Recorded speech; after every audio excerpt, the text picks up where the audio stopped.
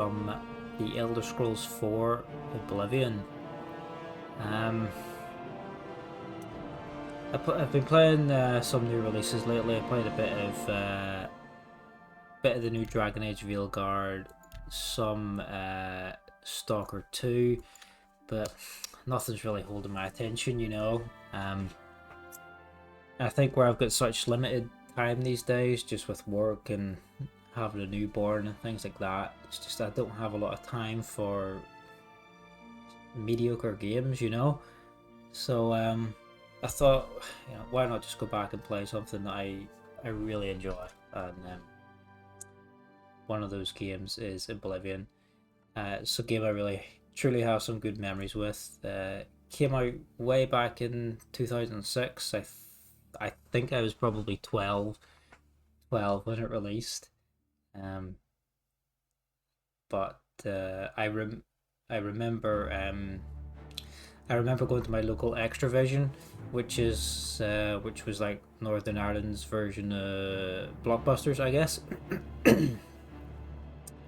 And yeah, I went in one evening with my mom, and I saw a copy of Oblivion, collector's edition on the shelf for the PC. I picked it up and I looked at the back of it, and I was like blown away. I was like, this, there's three pictures on the back of it. A guy in elven armor, a troll, and I think a city or something like that. And I just saw the pictures and read the back, and was like, this sounds incredible. I have to have this game. I still have the copy lying around somewhere as well from all those years ago, so I'll look it out.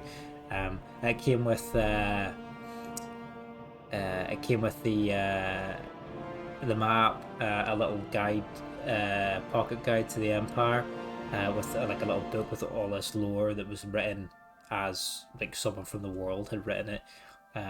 There's like some other things like a coin, a septum coin, and a behind the scenes DVD and things like that. I had this really cool fold out case.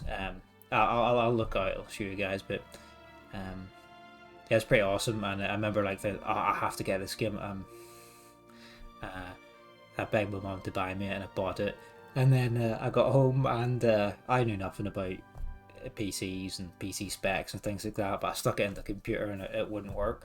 I was like, what? I've got sound, the screen's black, what's going on? So I asked my dad, and he looked at it and it's like, son, your PC can't run this, it's about garbage. So that's the first time I remember having to actually upgrade my computer to play a game. Um, so my dad ordered the parts. Well, no, actually, yeah, he ordered the parts for PC, uh, and we went out to collect them a few days later. What was the shop? I can't remember the name of the shop. It was back in the day when I think it might have been PC World actually, which is now PC World slash like part of Curry's, but they don't actually stock PC parts in the store. It's all online now. But this is back in the day when you could walk into the shop and buy a graphics card or RAM or whatever. But yeah, so for a couple of days I was just reading the back of this game box like over and over and over again, and reading through the little lore booklet, looking at the map, just thinking like, looking at the pictures in the back, and this I can't wait to play this. It just sounds amazing. I think I actually saw in an Edge magazine as well a review or a preview of Oblivion at the time, and I read that, I don't know, about a dozen times, just wait until I could play the game. Anyway, parts arrived, I got it, and I was got it installed, and then I was absolutely hooked. It's one of the first times I remember as well not realizing the time playing a game. Like, I very vividly remember I was doing the Fighters Guild quest in the Anvil Guild Hall, one of the cities. Each city in the game has like a guild hall for the major guilds, like a Fighters Guild, a Mages Guild. So I was doing the Fighters Guild in one of these cities called Anvil, and I had to hunt mountain lions in the hills outside the city. I remember fighting these lions, and my dad came in, and is like, and then I looked at I looked at the time, and it was after midnight, and I'm like 12-year-old playing this game, and I expected him to be kind of angry because I was staying up so late playing video games. But I just turned around, and he was just standing there, just watching the screen, and he was just as like taken aback at how gorgeous this game looked and how immersive. How immersive it was, and he stood there and he probably watched me for the next 45 minutes playing it, and we played it well into the night. And this was like, let's say, one of the first times I remember just staying up so late past midnight playing a video game. Like, I don't think I'd ever done anything like that before. So yeah, a lot of good memories with this game. You know, Elder Scrolls Bethesda, they got a reputation these days of being janky, buggy and stuff, and it's, you know, it's true, but for me, this is one game that really got me into PC gaming and fantasy gaming, and yeah, a lot of fun times with it. Excellent writing, excellent quests. The world was so immersive, and yeah, as I say, I've been playing these new games, Stalker, Veilguard, other things, and honestly, they just, maybe it's a bit of nostalgia, but they just feel so shallow compared to what I've been playing previously.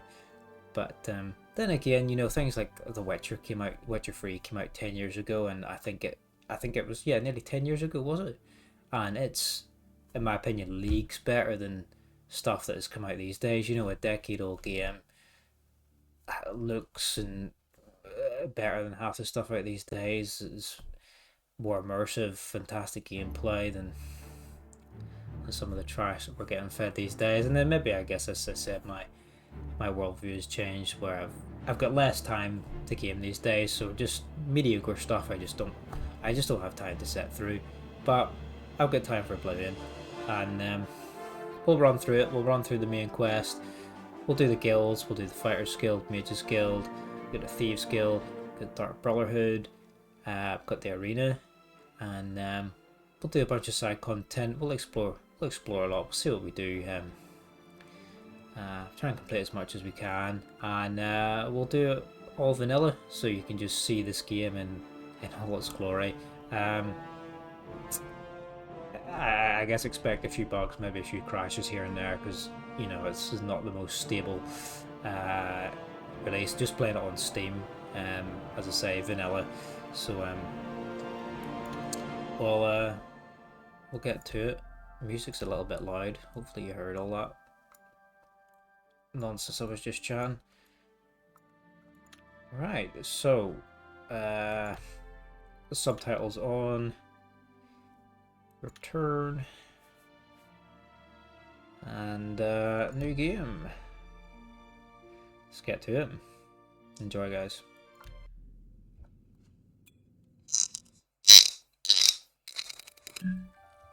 I was born 87 years ago. For 65 years, I've ruled as Tamriel's emperor. But for all these years, I've never been the ruler of my own dreams. I have seen the gates of Oblivion, beyond which no waking eye may see. Behold, in darkness, a doom sweeps the land.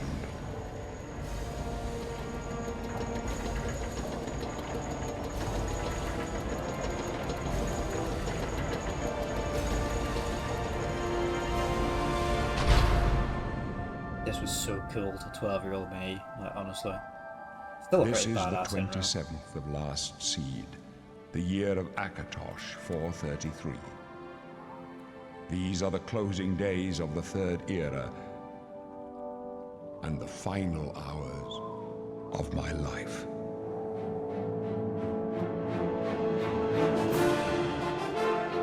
Fantastic, fantastic intro music.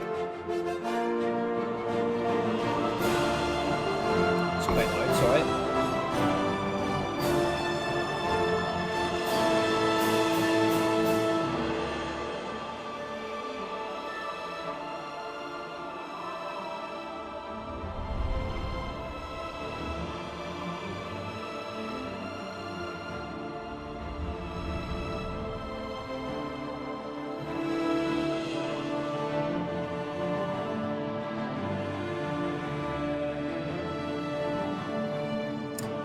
So, as is tradition with Elder Scrolls games, we start as a prisoner.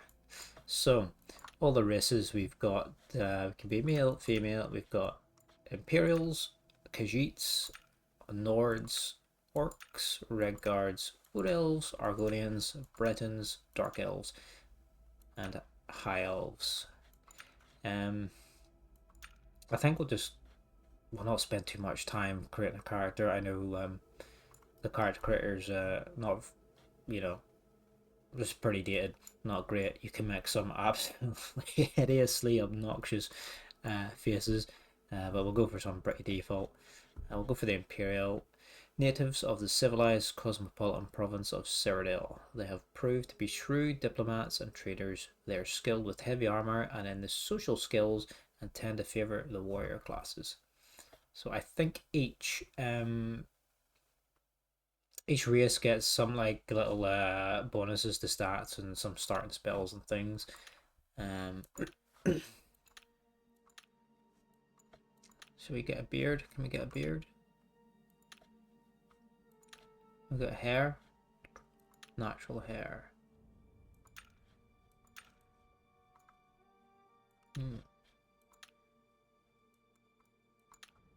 Beard. Oh, so it's literally just stubble, is it? Ooh. Get a bit of stubble. We've been in prison for a while. I expect us to have a little bit of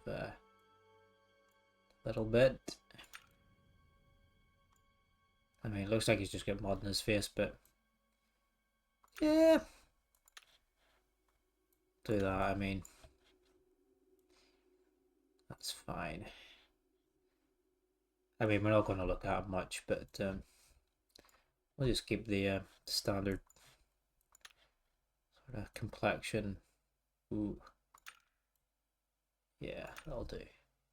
Brown eyes, blue, brown, or green. That's the choices. Let's go for brown. Imperial. Let's call him Marcus.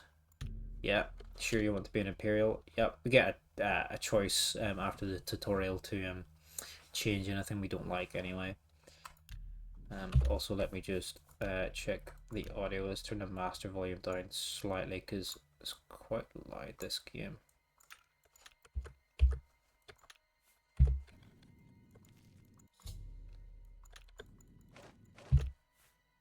Sorry, just get the audio. Let's turn the master up. There we go. Turn. It's kind of quiet. Let's turn it up a bit more. Maybe it was just the intro was like really loud, but let's try voice effects. We want the effects to be higher than the voice. Footsteps, we're not bothered about. Music. Okay. Oh, look. An Imperial in the Imperial prison. Okay, that's quite quiet. Let's put it back to the defaults and turn the master down slightly.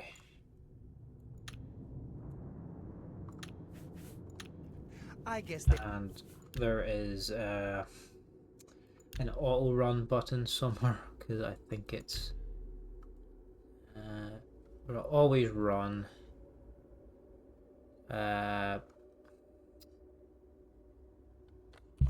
if we just press caps then I think we always, is that right? They don't play favorites. Yeah, there we go. Okay, your own kinsmen think you're a piece of human trash. hate this guy. How sad. I bet the guards give you special treatment before the end. Oh, that's right. You're going to die in here, Imperial. Oh. You're going to die. Why are you so Imperial bitter? criminal scum like you give the Empire a bad name, you see. You're an embarrassment. Best if you just disappeared. Hey, you hear that? The guards are coming. For you. Fuck you. Yes, sir. So bitter. They're dead, aren't they? We don't know that, sire. The messenger only said they were attacked. No, they're dead. I know it. My job right now is to get you to safety. What's this prisoner doing here? This cell is supposed to be off limits. What? Usual mix-up with the watch. Never mind. Get that gate open. Stand back, prisoner. Okay. We won't hesitate to kill you if you get in our way. Wow. No sign of pursuit, Stay sir. put, prisoner. Good. Let's go. We're not out of this yet. You. I've seen you. Let me see your face. Oh. You are the one from my dreams. Then the stars were right. And this is the day. Gods give me strength. Classic Oblivion.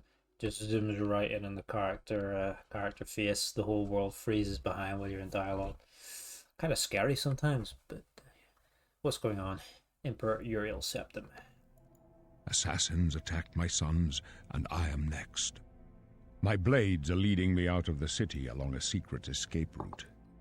By chance, the entrance to that escape route leads through your cell. Who are you? I am your emperor, Uriel Septim. By the grace of the gods, I serve Tamriel as her ruler. You are a citizen of Tamriel, and you too shall serve her in your own way. Why am I in jail? Perhaps the gods have placed you here so that we may meet. As for what you have done, it does not matter. That is not what you will be remembered for. What should I do? You will find your own path. Take care. There will be blood and death before the end. Okay, let's just turn the master volume down again very slightly.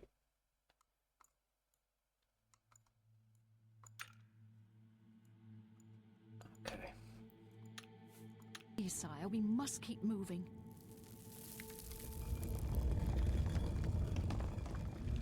Better not close this one. There's no way to open it from the other side. Looks like this is your This lucky doesn't day. concern you, Just prisoner. stay out of our way. I think I'll be following. See ya.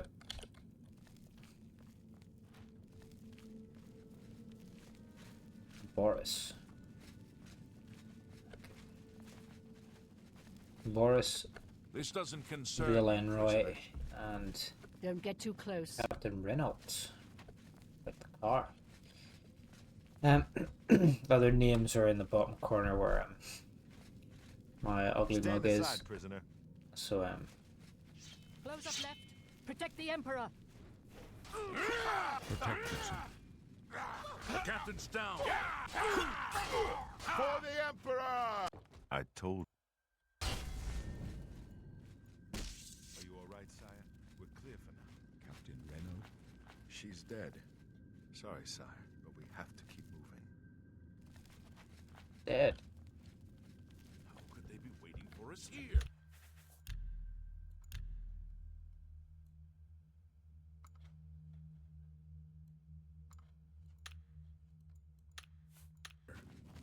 There's Don't know, trouble but it's too late ahead. to go back now. Don't worry, son. Mythic Dawn, the healing potion. Nice. They won't be the first. Oh, the blade is dead. Let's take her katana, short sword, and torch. Then we should. I don't know if it's a good idea to equip the robes of the assassins, but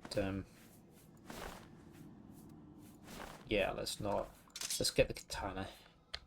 And can we favorite it? So, what's the button to favorite things?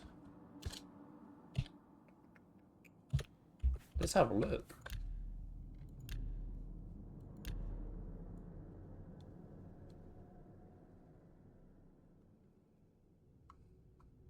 It does not say.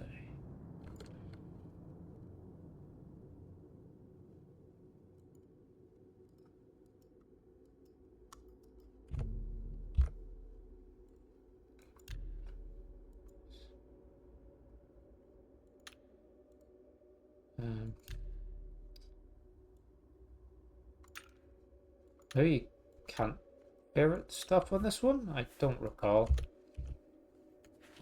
So it's going to take me a little while to get Take used to the point. Let's controls. It's been You stay here, prisoner. Don't try to follow us. a minute. To ready your weapon or fist, push F. To attack, L. To block, R. Oh no! Some rats. One epic. Getting fantasy enemy. Rusty axe. So this is the value of things. This is the weight. This is the damage it does. And then this one is the durability. So there's actually like your weapons degrade and you can repair them with repair hammers. It's a whole skill, or you can take them to like smiths and stuff to do it for you for cash. To bring up your journal tab. Yep. So we've got our stats, which is our race, birth sign, class level, health, magic, and fatigue, all the standard. Then our attributes, which we'll go over later, all the skills, factions, and general stats like days, skills, bounty, creatures killed. Then we got our inventory, segregated into all weapons, armor, potions, misc. Spell section, all the different types of spells and effects. Then we got our map, so you got a local map, the world map. That's doesn't zoom, but here we are in the sewers in the prison. This is the Imperial City. Then yeah, reasonably extensive map here. Quite a few cities we can visit.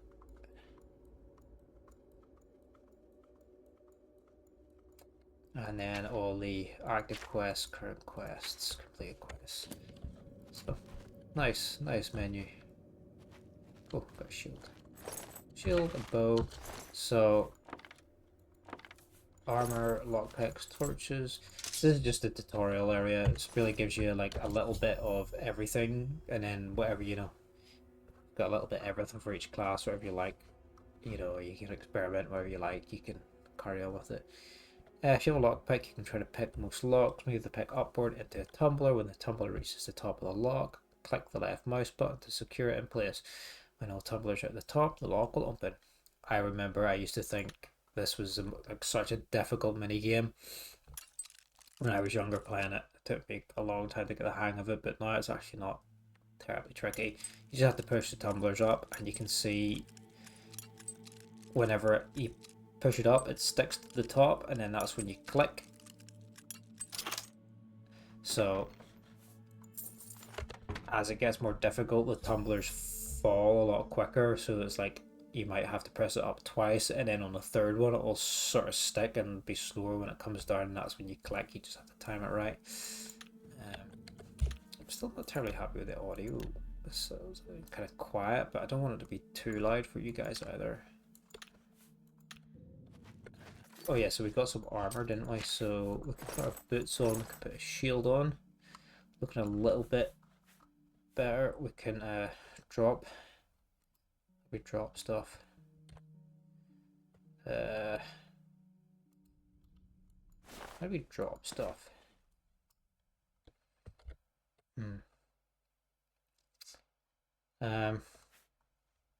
So there's actually no controls for the inventory here, is there? Keyboard, mouse. Just have a quick look, sorry.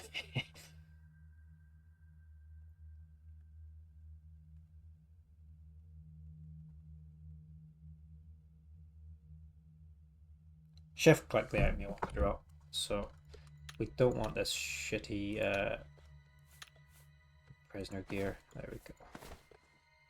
You know, we don't need these robes either. They weigh stuff and they're not worth anything, so we'll get rid of those. I keep pressing escape to get out of my menu, but it's tab. Die rats. Goblin Shaman. Club. Sorcery Potion.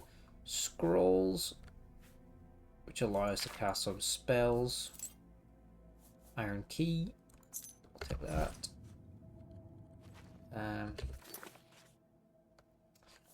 I know how your favorite stuff. Do you press? Yes. You press the number you want to assign it to, so we got 1 to 8. Let's put our torches on 1, and then we'll put our weapon on 2. And we might want to put our shield on 3, because you can't have a shield and a shield and a torch at the same time. So if we press 3, it gets rid of the torch. Press 1. Shield. Press 3. There we go. So we press 3 to swap between a shield and a torch. Door open with iron key. So practice casting spells. Press C. So we've got a heal spell here. We should probably save this game quite frequently as well, because it is prone to crashing a lot.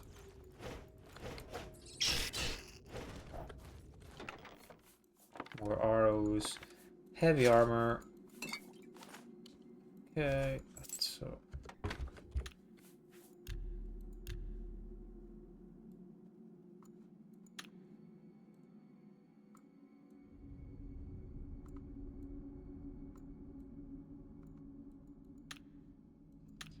I think should we go for heavy armor? Let's play with heavy armor, yeah? So obviously you can take more damage, but you're a bit slower running around. Oh. Your fatigue is low and you cannot do as much melee damage. Fatigue returns slowly on its own, especially while walking instead of running. Ooh. Zombie. Ah. So.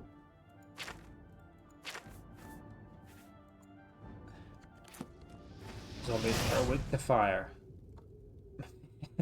I didn't think that weak, but fair. I mean, pretty gross. Ingredients. Let's take some zombie flesh and sell it later, shall we?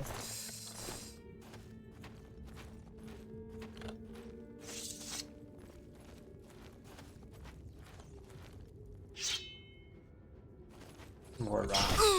Oh. Your blade skill increased. Respite potions, lockpicks.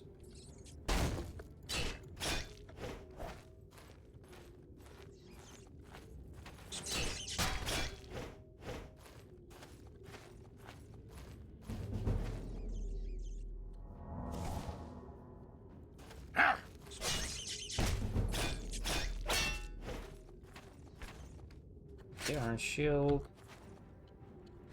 Helmet. Oh, what a block. Save myself from rabies. Iron warhammer. Where's the shit ton? Cheese. Cheese. There's another chest here. Loads of rusty weapons that weigh a lot and aren't worth very much. And since we're going to heavy, let's put the heavy shield on. It gives us 4 protection, the other one gives us 2. Massive difference in weight though, compared 3 to 12. Stick a helmet on as well. Oh yeah, down here we can see our total AC. Not entirely sure how it's calculated, like how much the damage reduction is, but the higher the better, but also the slower.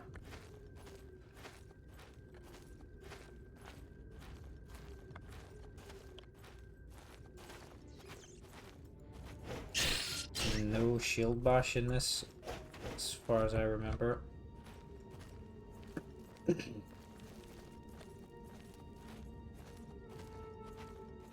There's quite a difference in speed in there. Yeah.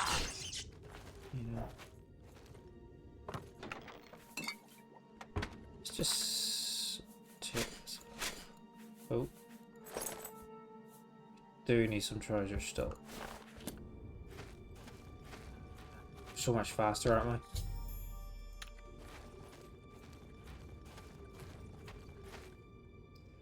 we? Wood door to the natural caverns.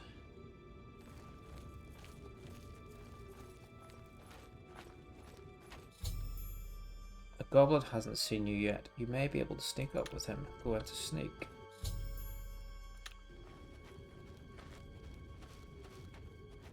Oh, well, he noticed.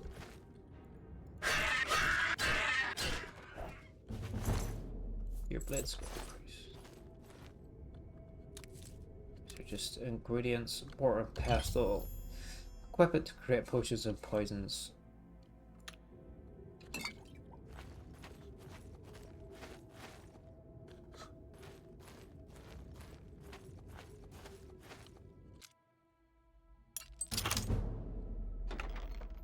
Which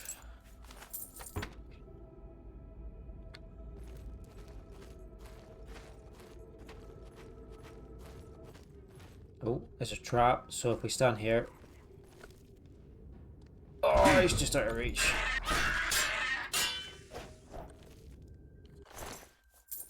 Bear pelt.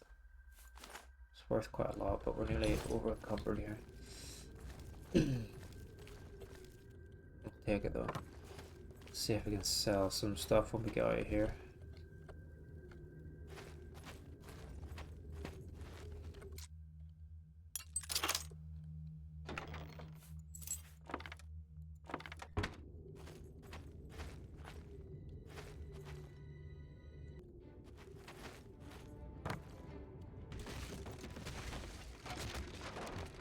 Oh.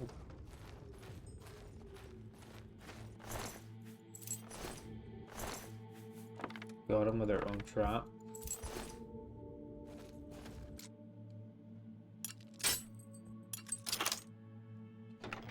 $20 25 rock packs already.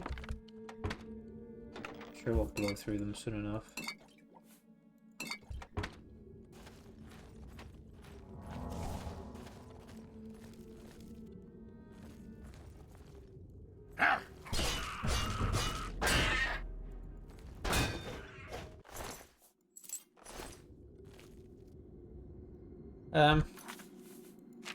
Should we try a little bit of bow?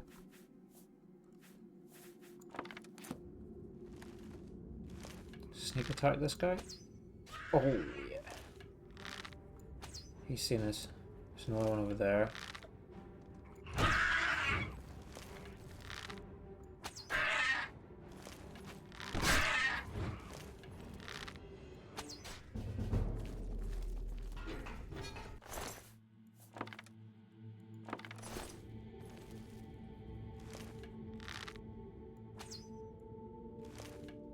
That was weak. The AI is like so non-responsive.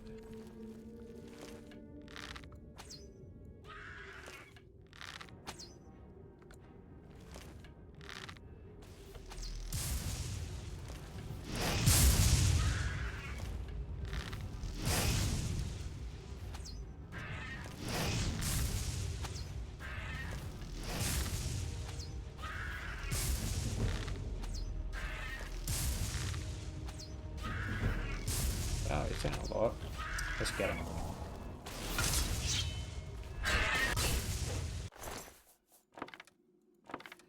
Yeah.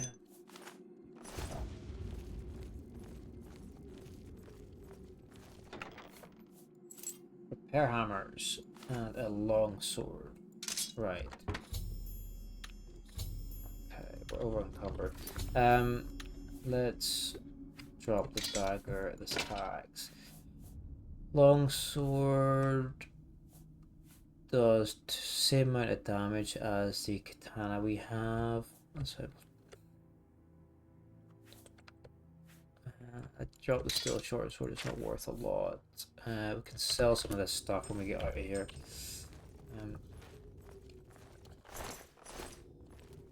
Oh, there's another one.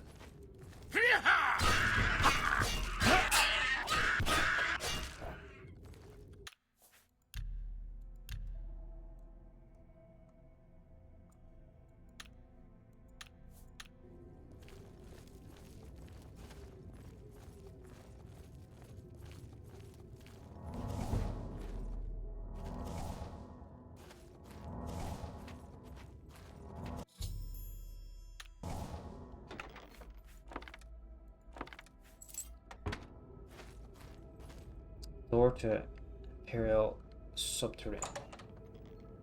We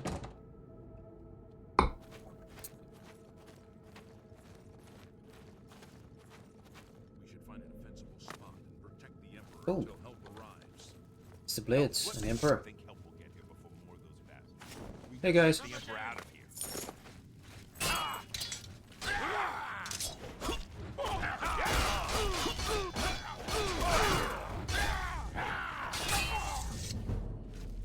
Damn it! It's that prisoner again.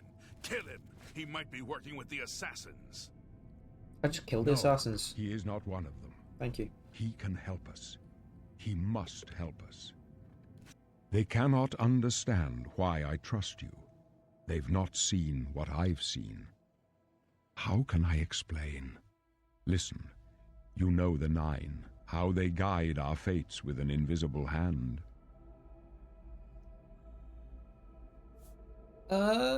I'm not on good terms with the gods. I've served the Nine all my days, and I chart my course by the cycles of the heavens. The skies are marked with numberless sparks, each a fire, and every one a sign. I know these stars well, and I wonder, which sign marked your birth? Okay, so as with the Elder Scrolls titles, you get to pick a star sign, which gives you a permanent bonus.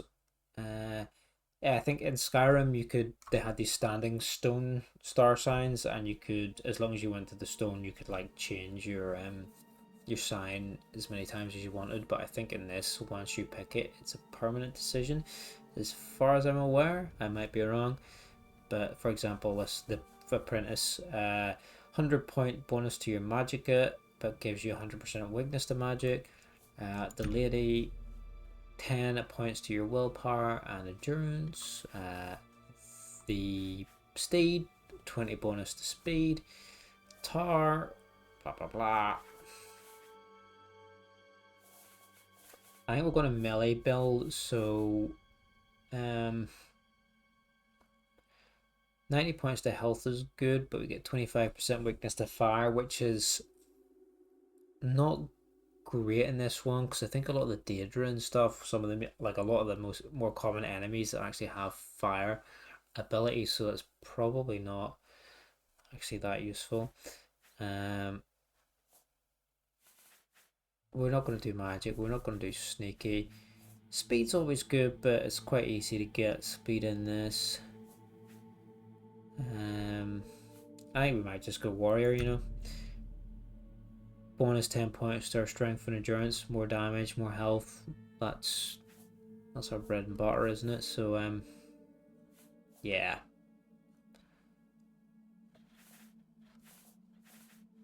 Yeah. Yep. The signs I read show the end of my path. My death, a necessary end, will come when it will come. What about me? Your stars are not mine. Today the warrior shall prove a stalwart companion when fortune fades. Can you see my fate? My dreams grant me no opinions of success. Their compass ventures not beyond the doors of death. But in your face I behold the sun's companion. The dawn of Akatosh's bright glory may banish the coming darkness. With such hope, and with the promise of your aid, my heart must be satisfied. Aren't you afraid to die? No trophies of my triumphs precede me, but I have lived well, and my ghost shall rest easy. Men are but flesh and blood. They know their doom, but not the hour. In this I am blessed to see the hour of my death, to face my apportioned fate, then fall. Where are we going? I go to my grave. A tongue shriller than all the music calls me. You shall follow me yet for a while. Then we must part. Yes, sir. So, audio, 1 second again. So I'm just trying to get this just right, you know.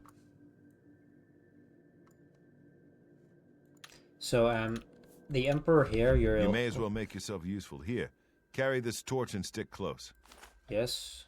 What can you tell me about the blades? We're the Emperor's bodyguards. Our job is to get him out of situations like this. Although I admit, things are not going according to plan. Uriel Septim. My job is to make sure the Emperor gets out of here alive, and I intend to do it. So, Uriel Close. Septim the 7th here, he's actually voiced by the one and only Sir Patrick Stewart of Star Trek fame. So yes, and although in general the voice acting is quite terrible in this game, and they kind of use the same couple of people for like most of the characters, they do have a couple of high profile actors. So as I say, Patrick Stewart is the Emperor. There's a few more which we'll find later as well. I think it's the same in all the Elder Scrolls Fallout and stuff like that. They kind of use this. There's several actors that voice most characters, and when they're just minor NPCs, I guess you can kind of get away with it. But God's blood. in this, the range is a little bit too little, and just you really recognize the same voice just over and over and over again. But you know, it is what it is.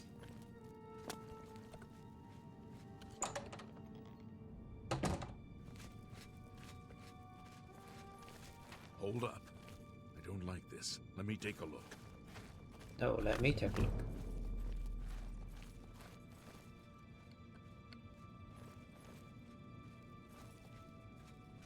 Looks clear. Come on. We're almost through to the sewers.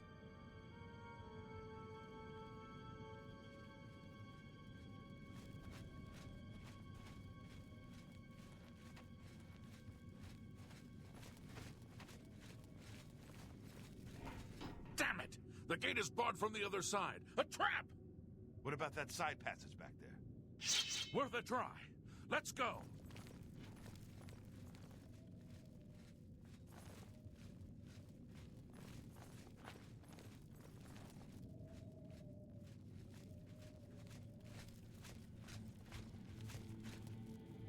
It's a dead end. What's your call, sir? I don't know. I don't see any good options here. They're behind us. Wait here, sire. Wait here with the Emperor. Guard him with your life. Boss. For the Emperor!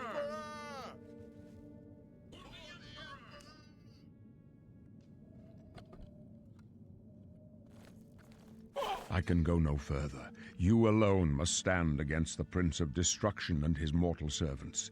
He must not have the Amulet of Kings. Take the amulet, give it to Joffrey. He alone knows where to find my last son.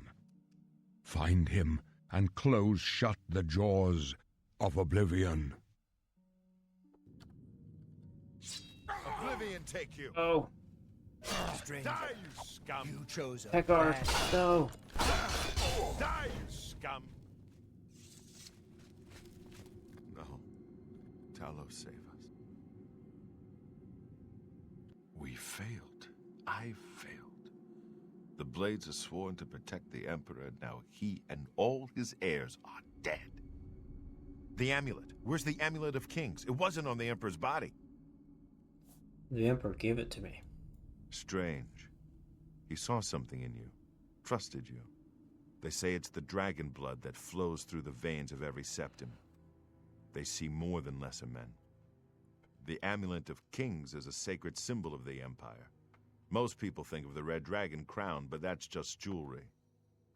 The amulet has power. Only a true heir of the blood can wear it, they say. He must have given it to you for a reason. Did he say why? I must take it to Joffrey. Joffrey? He said that? Why? There is another heir. Nothing I ever heard about. But Joffrey would be the one to know. He's the Grand Master of my order.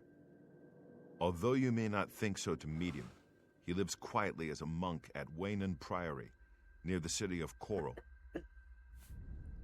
How do I get there? First, you need to get out of here. Through that door must be the entrance to the sewers, past the locked gate. That's where we were heading. It's a secret way out of the Imperial City. Or it was supposed to be secret. Here, you'll need this key for the last door into the sewers. The sewers? There are rats and goblins down there. But from what I've seen of you, I'm guessing you're an experienced bard. Am I right? You must choose your class. The major skills of your class will start higher than your other skills. You will increase your level by raising these major skills. So we get to pick our class or create a custom class. So for example, these custom classes are quite like, you know, your typical generic classes. So like, let's take like a barbarian, specializes in combat. Favorite attributes are strength and speed, and your major skills: armor, athletics, blade, block, blunt, hand to hand, light armor.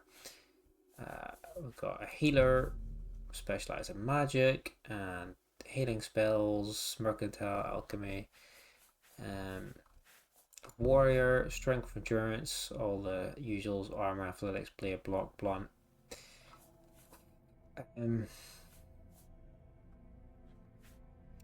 Leveling is let's make our own one. Choose your specialization. Specialized skills get +10 and increase faster, so we're gonna go combat. Okay. 2 favorite attributes, you will get +5 to each one. Strength affects how much you can carry, how much fatigue you have, how much damage you do with melee weapons. Governs blunt, blade, hand to hand. Intelligence is for magicka. Willpower is how quickly you regenerate magicka and how much fatigue you have. Agility affects your ability to move or imbalance. Total fatigue and damage done by bows. Governs security, sneak, and marksman. Speed determines how fast you can move. Determines athletics, light armor, acrobatics. Endurance affects how much fatigue you have. Health. So let's do strength because it governs our blunt, blade, and hand to hand, and endurance, which does our block. Actually,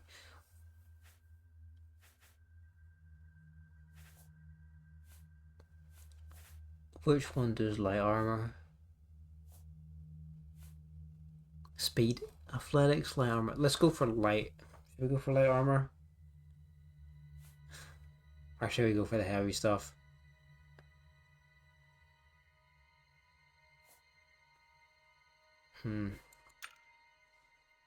Strength and endurance, okay. Then we get 7 major skills that start at least at level 20. So they're really... hiya. I'm not sure. I think I'm just gonna do a probably just a two-handed sort of build. I'm kind of a fan of melee in these games.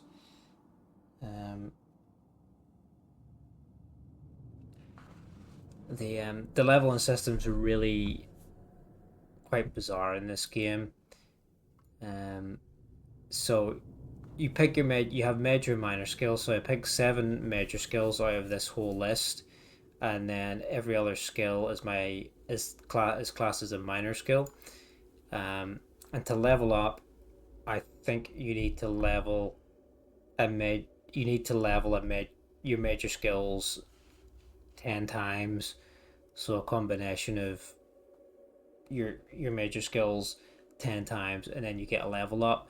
But depending on which skills you level up, that gives you bonuses to your attributes.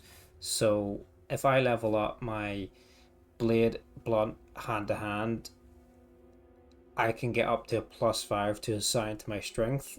If I level up block, armor, heavy armor, that gives me a bonus to level up my endurance. So I think you can get like I don't know if it's just 2s, 3s, and 5s, but the more I use of those skills, the more I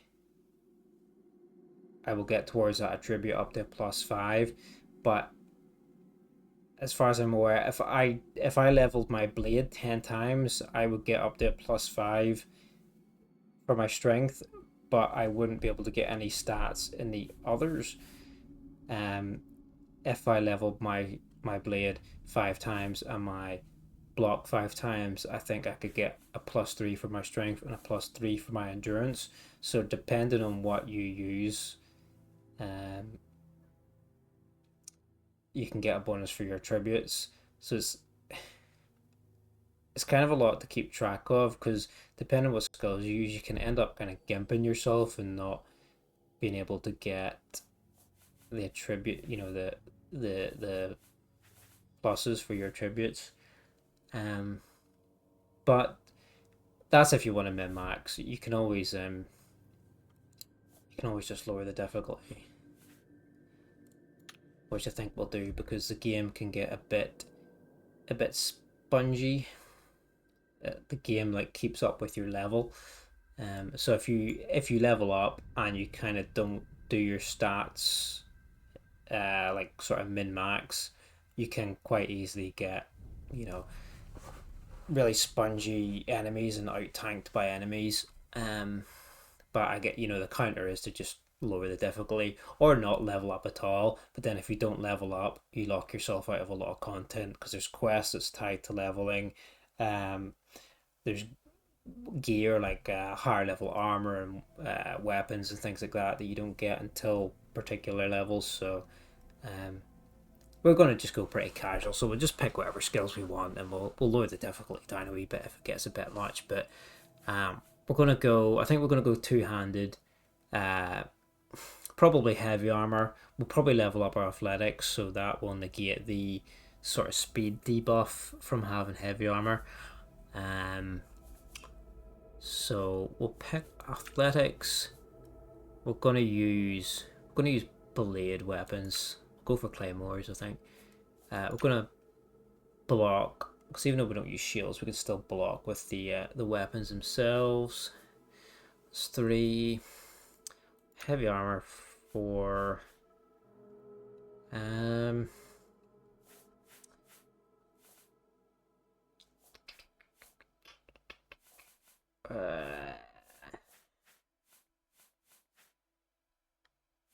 let's do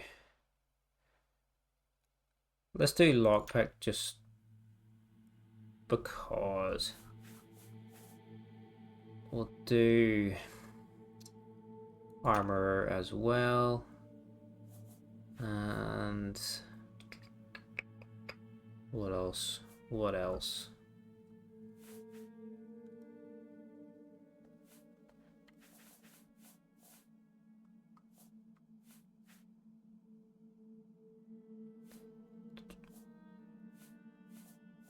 Let's do mercantile, because we're an adventurer.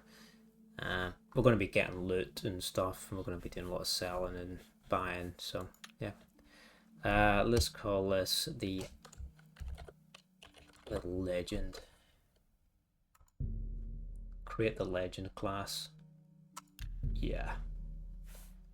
So strength and endurance, armor, athletics, blade block, heavy armor, mercantile, security. How does that differ from the warrior? Did we pick up? We did pick athletics. It doesn't actually differ that much. They have just blunt and hand to hand, which we're not going to use anyway.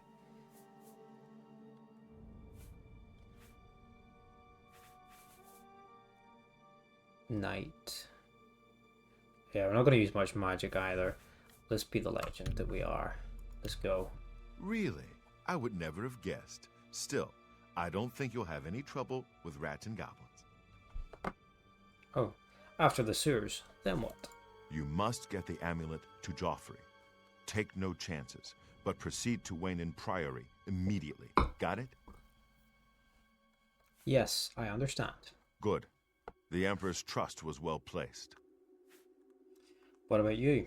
What will you do? I'll stay here to guard the Emperor's body, and make sure no one follows you. You'd better get moving. May Talos guide you. By the way, thanks for recovering Captain Renault's sword. I'll see that it is given a place of honor in the halls of the Blades. Yeah, I am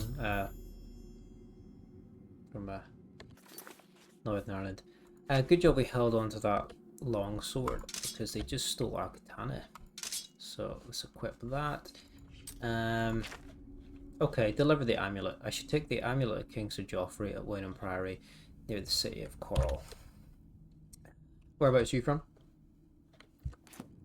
Probably make a save here as well, because you know, Oblivion likes to crash. So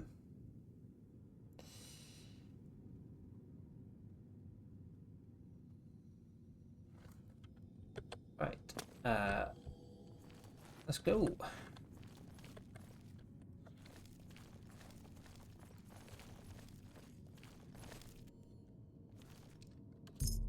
Door opened with Boris's key.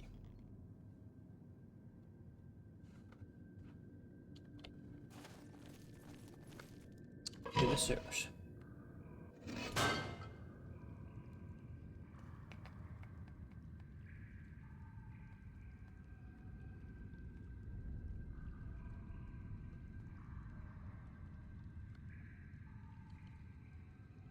Okay.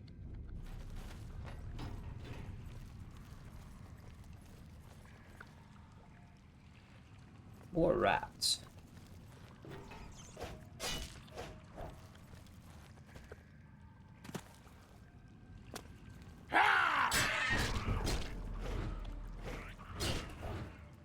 By armor increase, you just literally level up by getting hit. It's as simple as that.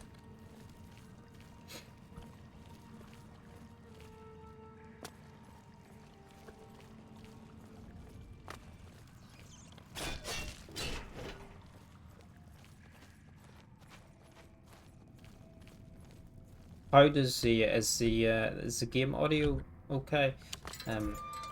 Took a little bit of tweaking because it's actually quite noisy by default. So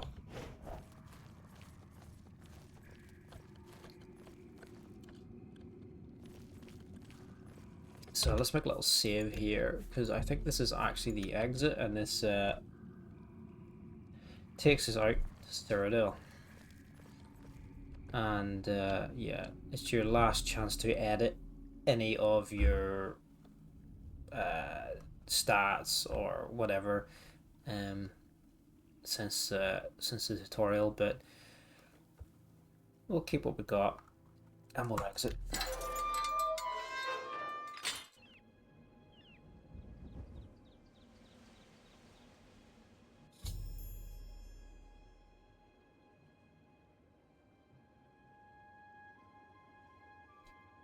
The red arrow on your compass shows the direction of Wynnum Priory. You can walk there by following your compass or use your world map to travel there directly.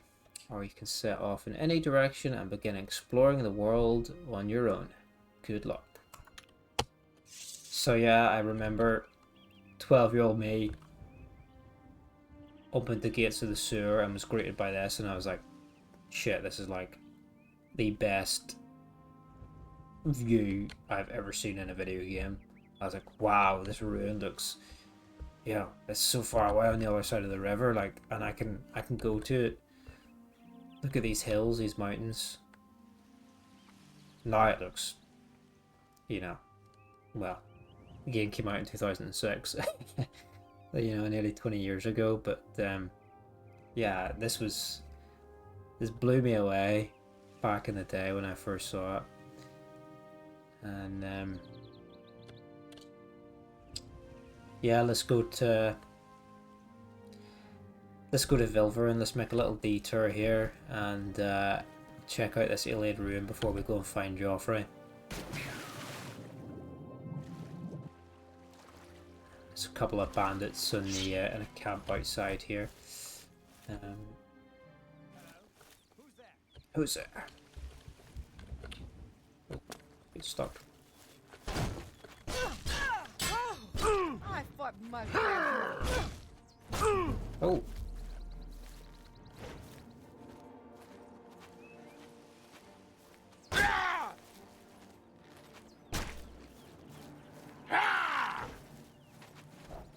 Get back here.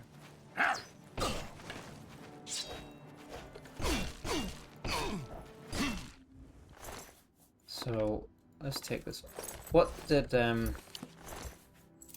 we take? Did we take heavy armor or light armor for our skill? Now I can't actually remember. We've only just done it. We picked heavy armor, so I should probably change to the heavy armor.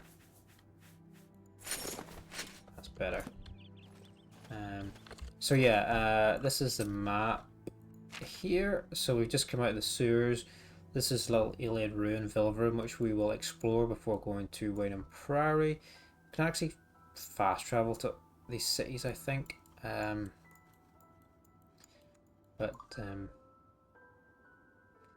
We'll explore the ruin, then we'll just go for a walk, just to take in the wonderful sights of Oblivion. So it's just over here outside the city, not super far. It's like really far in the map, but like this game's actually quite small now compared to what we're used to these days. Let's go for a look inside.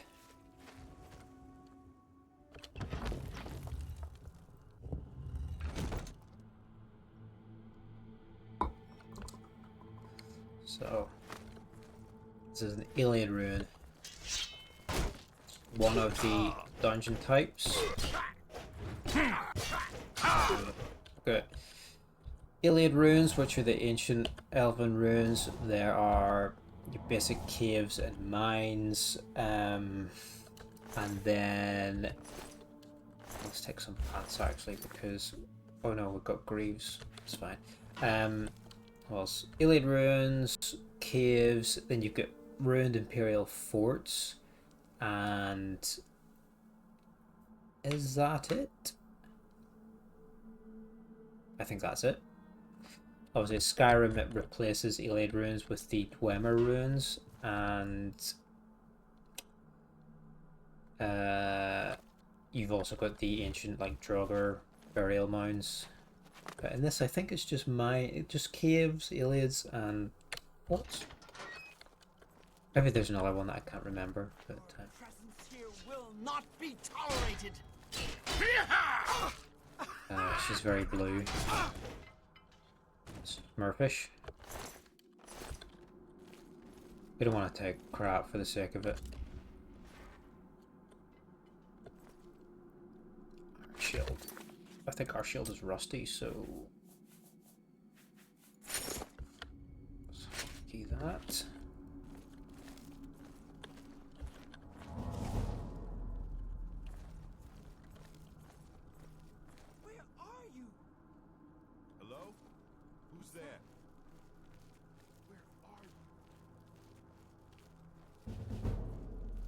Yeah, let's get stuck in. Bandits are lightly armored. We got Marauders, or the heavy armored version of the bandits.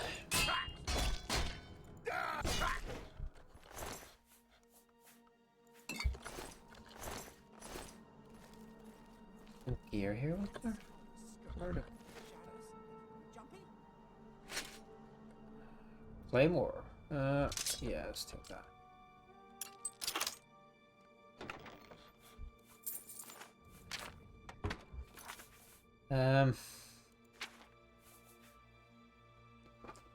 You know, the Claymore only does 1 more damage than the longsword. Only weighs 2 more as well. But then we get the extra health, don't we, from the extra armor from the shield. It's fine. Let's swap our rusty for not rusty shit.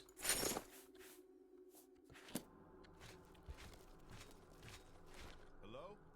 Who's there? Am I? I'm just warming up, you pathetic worm. Die, damn you!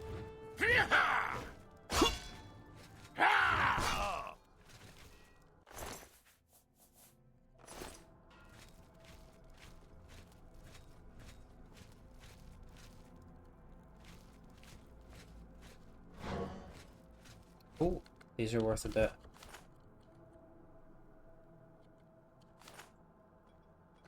Scroll. Some of the men were worried about these old ruins being haunted, but Meph will take them. This spot's going to be perfect for ambushing merchants along the road, and all under the nose of the Imperial Legion. Finally got some of those big blue stones down today. Bernice got the idea to shoot them down with her bow. Got them all here with me. I don't know what they are, but if they stink of magicka, bet they'll fetch a nice price with the Mages Guild. 2 coins in that sheet from Vardenville set up their camps down in the tomb. Fine by me. Spares the rest of us the smell. 2 coins ran up today. The sheet's gone missing. Swore to the 9 that you could hear Cross scrabbling at the limestone, but nothing's down there. I'm guessing she got tired of the smell and snuck out overnight. 2 coin stench could peel shells off mud crabs. I'm surprised she hung around that long. Guide to the Imperial City. Some money. Dagger under the pillow. Nice. See, I think there's actually a wee secret door down here or something that we can go through.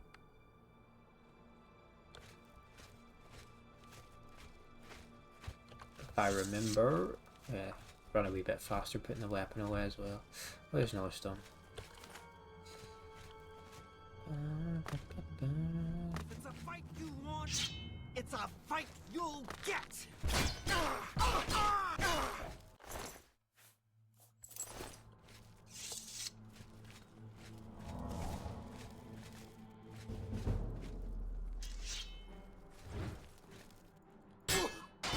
The no shield bash keeps getting me. So used to it with Skyrim. But obviously it's not. Not here. I mean, actual combat in this is not that in depth anyway. It's literally just click the mouse and swing your weapon. Though the magic is quite good in this because there's a lot of the spellcrafting and stuff you can do in this, which is can get quite overpowered quite quickly. So yeah, magic's quite good, but then again you can only cast like a single spell at a time. There's no dual casting and stuff like that you get in the Skyrim.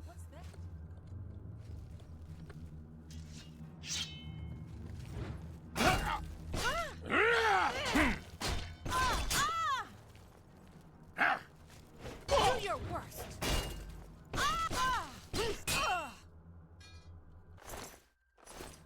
I've got everything worth the wait to pick up to sell, really, you know.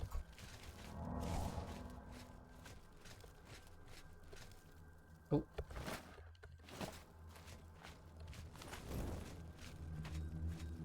Iliad chest. I think we've got some of these equipped already, don't we? Oh no, wait, they're rusty, so let's swap that out. Let's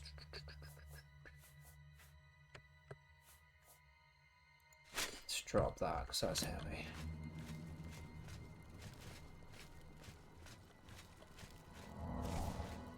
So there's a wee secret door here or something from what I remember. And what they mentioned in that little book.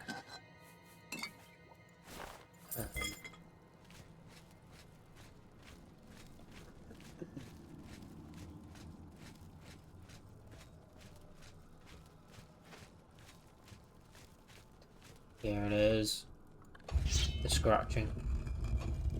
It is.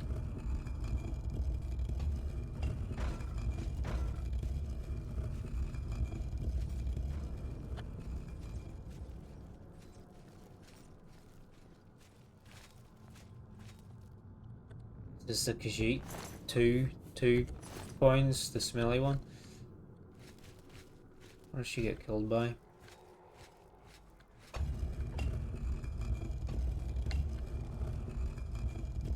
Zombies. Pretty tanky. Do we have any fire spells? We do.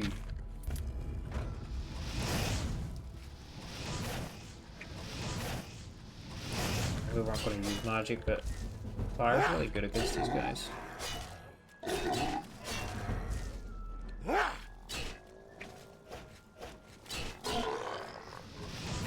Keep missing.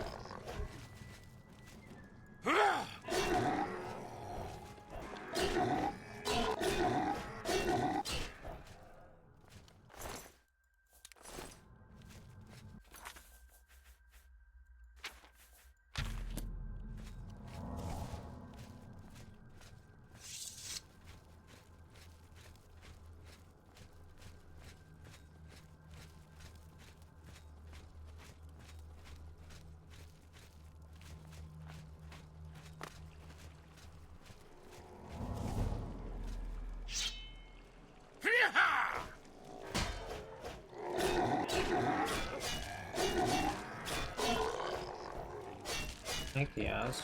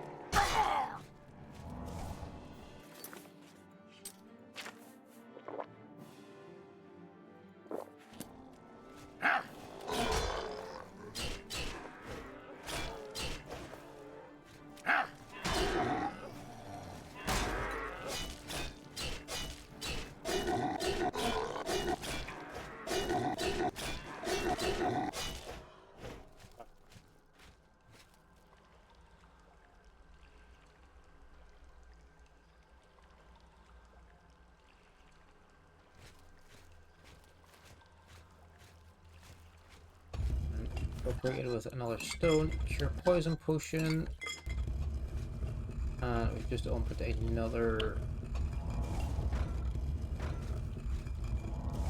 gate. Let's make a proper save actually in case we crash. Excuse me. That takes us to the lower ruins. Let's kill these skeletons.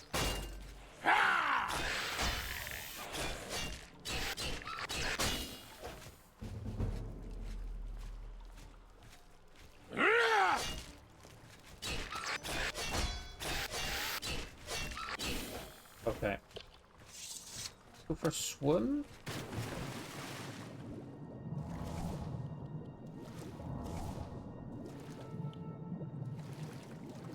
That's it. Oh.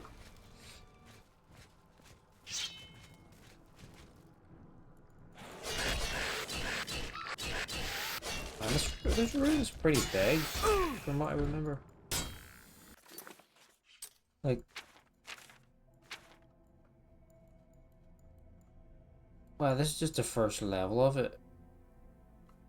Okay, we'll explore. Where's this take us? That takes us back up to the main chamber.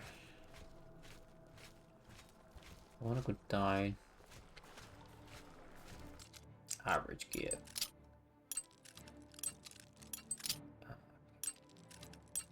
Ah. Fuck. Fuck.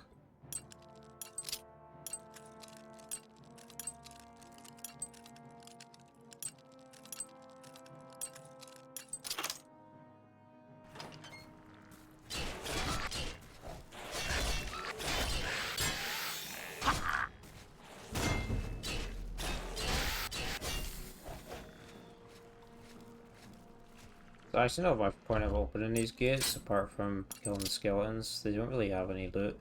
They just have the weapon and some bone meal. It's not really worth the time.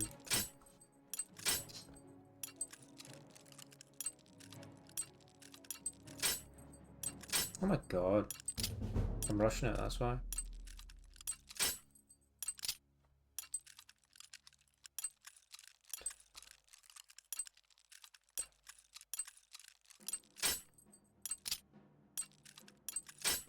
Fuck it.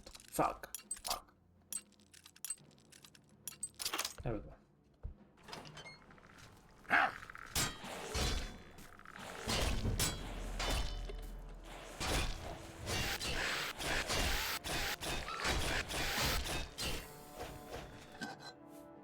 All that for 14 gold.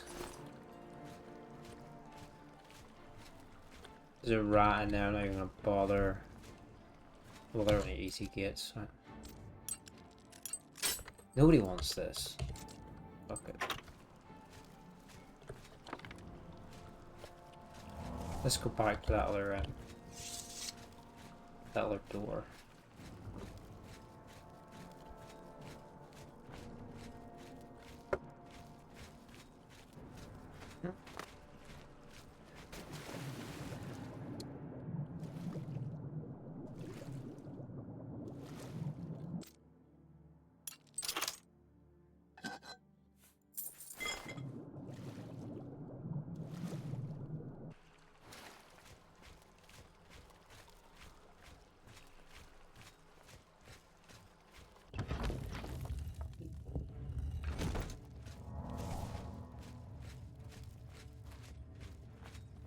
This doesn't look like a trap at all.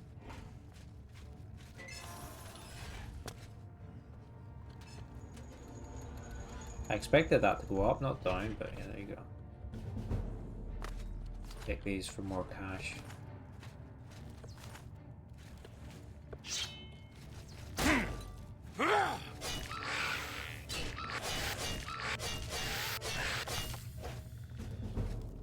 Blade skill increased. You should rest and meditate on what you've learned. Okay, so yeah, once you've leveled your 10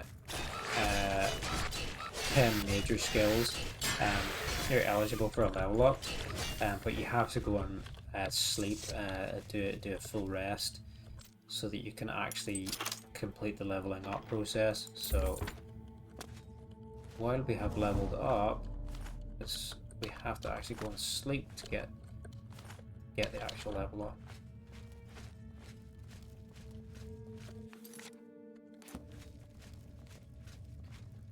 So let's finish up this dungeon and then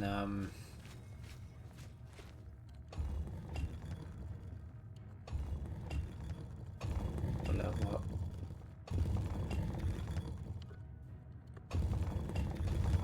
Oh, I'm just releasing a horde of undead here.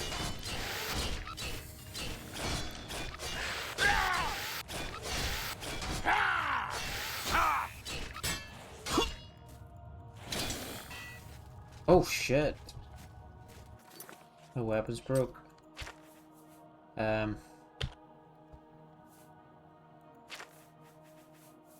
Repair hammer. Can't repair what enemies nearby.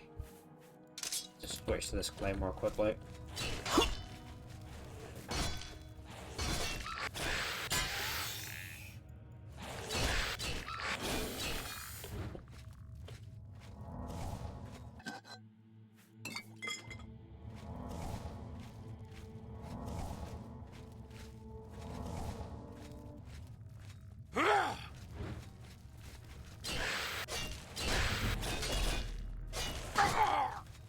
This still counts as a blade and block and stuff. There's no separate one-handed, two-handed like there is with Skyrim.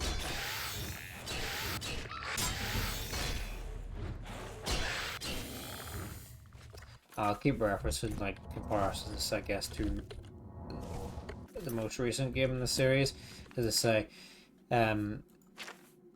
Oblivion was my introduction to the Elder Scrolls series. I did play Morrowind at the time it was out. I was too young to quite kind of understand the systems that much, so I got quite frustrated with it, and at the time, and didn't really get all that into it. It wasn't until Oblivion that I really got into the series. I have since been back and played Morrowind, but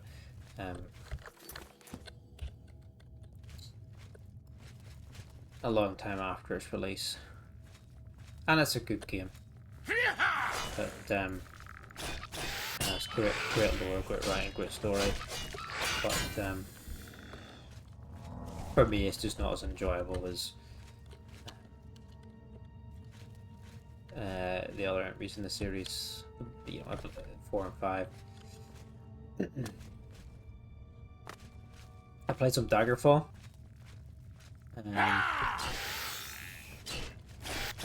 Which is interesting. But, ooh, it's worth 1,000. But, yeah, this is definitely my favorite in the series. I played a lot of Elder Scrolls Online as well. Played it since it's released. Obviously, it had a very FE controversial release, but it's since turned into a really good game.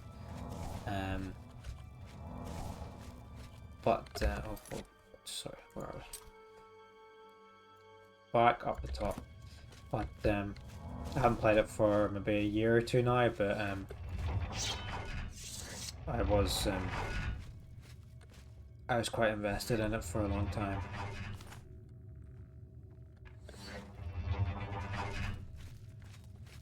It's got great writing, great lore. I mean, it's a really great game. And it's one that, although it's an MMO, you can play like a huge majority of the game solo if you want, you know. But the group content's also pretty good too. There's so many dungeons. I mean, I guess maybe there's maybe too many dungeons and trials and raids and things like that to choose from these days. But there's a shit ton of content. So if you started it now, you could easily be playing it for the next 5 years. Oh fuck! He killed me. Yeah, I think I played it maybe a year and a half before the one Tamriel update. So it used to be you picked your alliance and shit the bed. Fuck did he do?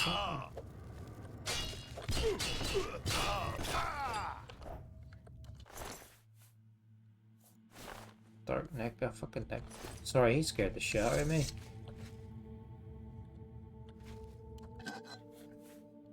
Absorb alchemy, summon skeleton, soul gem, gold. Some ingredients. On a spilcher key, lockpicks. Undelivered letter. I apologize that I have not written before now, and pray that you worry not. How could you have known that your patrol would stumble across my ring at the cemetery? There was no denying my deed, a sack full of limbs and grave soil still fresh on my boots. With your men standing by, what choice was there but pursuit? Lest they suspect your own true nature. Truly, I'm glad it was you to expose me, and not another whose spellfire might not have missed my escape so wildly. My new haven provides safety and bodies to work on, but that those long dead or helpless bandits, I will be content here for some time. I dare not yet to say where. Care for Shasu and know that when time comes, I shall return to live again in our beloved Daggerfall. Until then, Captain Cardius, remain vigilant and always hidden. Gelbert. Manual of Spellcraft. So welcome. Yeah, sorry. Yeah, so I played it about a year and a half. I really get into it, but I played it when it was released. Actually, I tell you, I played it early access because they had the demo at Eurogamer Expo in London, and got to play it early, and it was okay, but obviously it was just a demo. Played it on release. It was reasonably underwhelming. And then I really got into it, yeah, as I said, about a year and a half before the one Tamriel update. So yeah, so it used to be you picked one of your alliances, the Dominion, the Daggerfall Covenant, or the Ebonheart Pact, and that determined what zone you started in and which like story quests. Well, you had a main story, but then zone faction quests sort of, so it determined what zones you went through as you progressed through the game, and once you completed your faction story zones, you could then go on and do the other ones. but you couldn't go to those zones until you had finished your one, and then the next pact, and then the next faction, and then the next faction. But then they opened the whole game up that anybody could go anywhere and do anything at any time, and it was a good change to the game. And they redid the whole level and used to have these veteran levels. Then they changed it to that you got champion points as you leveled up instead. So you got to level 50, and then instead of having 16 veteran levels that you had to grind out, you just got champion points that you could put into like extra bonus stats and stuff like that. But yeah, some good changes there. I made a lot of really good content, a lot of really good DLC, a lot of good dungeons and raids and whatnot. A lot of good, a lot of cool new items and some new classes and stuff like that. But yeah, so I fell off it after probably they released the Somerset Isles update in the High Elf territory, and I played it, really enjoyed it, was really into it. And then I think around the time the next one was Blackwood, which was like the Return to Cyrodiil, and kind of fell off then and haven't really been back into it since. But and I feel like now there's been several expansion packs since then as well, so it's just there's an awful lot of content. I mean, there's no rush to do any of it. You can take it at your own pace, but there's a lot of content to get through now. But it's good, and you can do it solo. The game's very, very easily soloable, like 90% of it. But yeah, it's worth checking out. So we just finished Vilverin Dungeon. It's currently 7:20 PM in Cyrodiil. We've got a lot of cool alien artifacts to sell. We have to level up actually. There's a little bed here. We could actually sleep by this bandit camp until the morning, and then carry on to the Priory and meet Joffrey, which we were supposed to do because the Emperor is dead. Let's rest for 11 hours. Yeah, I recommend ESO. If you're a fan of Elder Scrolls, the lore and stuff like that, it's top notch.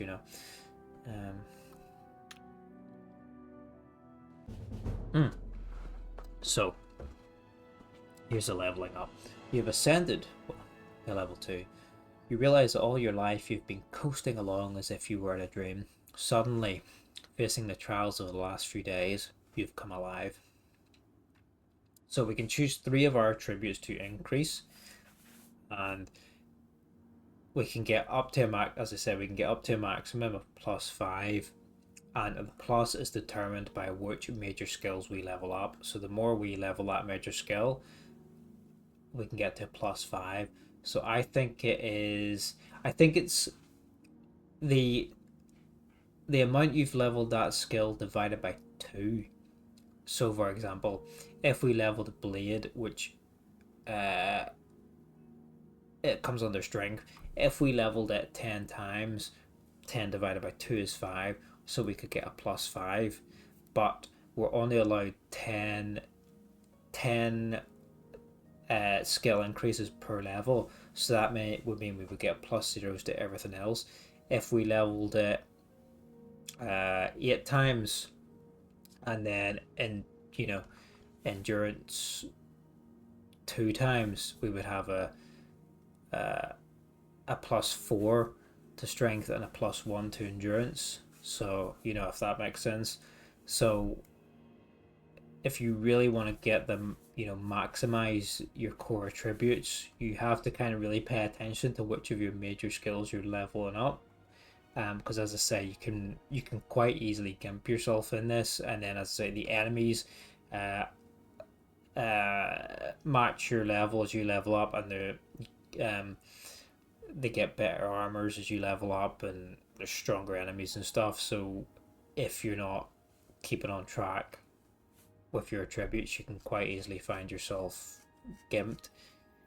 But as I say, that's no fun. So the options again, just reduce the difficulty, it's fine, or don't level up, but then you cut a lot of content out of the game. So they're kind of your free options: lower the difficulty, don't level up, or really spreadsheet, keep a mad eye on what you're leveling up. But yeah, we'll take the strength because that's what we're into. We'll take the endurance because that's useful, and we'll take this.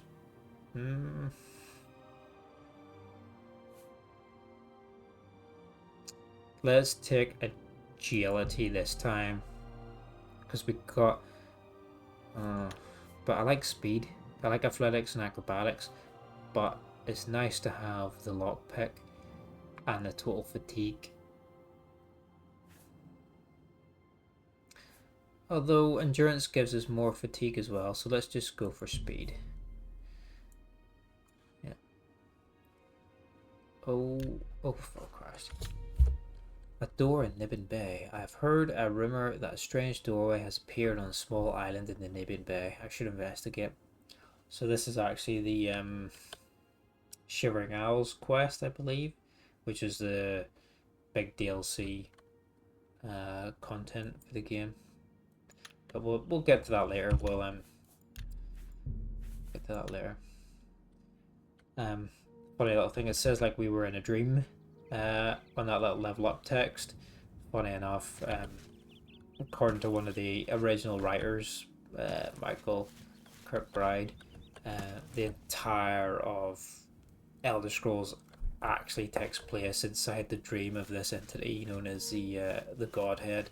So everything is literally a dream of this entity, which is it's pretty cool. I mean, his lore is pretty out there, but I love it. It's his lore and his writings fantastic to get into. So we'll continue to the Priory, and we shall find Joffrey and let him know that the Emperor is dead. And we'll sell all our kit and stuff that we've picked up as well. So we'll just run along, enjoy the sights.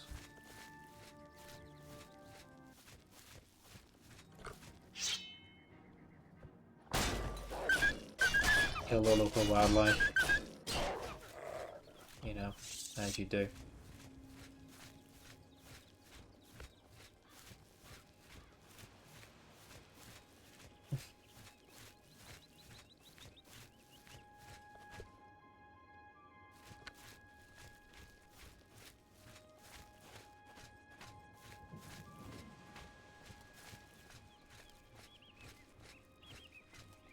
Yeah, so yeah, that quest that popped up was for the Shivering Owls, which was the big DLC content that came out for this game.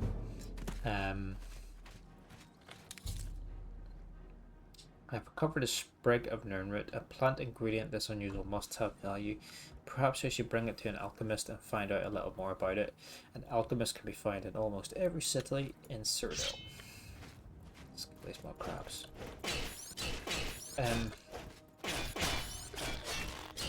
So yeah, it was a big DLC. They released they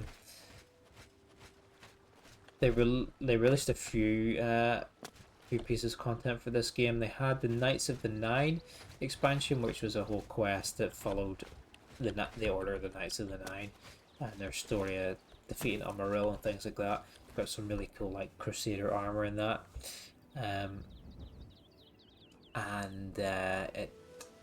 it came with a note. So actually another thing I remember. So when I went to game back when it actually sold games. I saw the expansion for this Elder Scrolls 4 Knights of the Nine. I was like, wow, I gotta have this.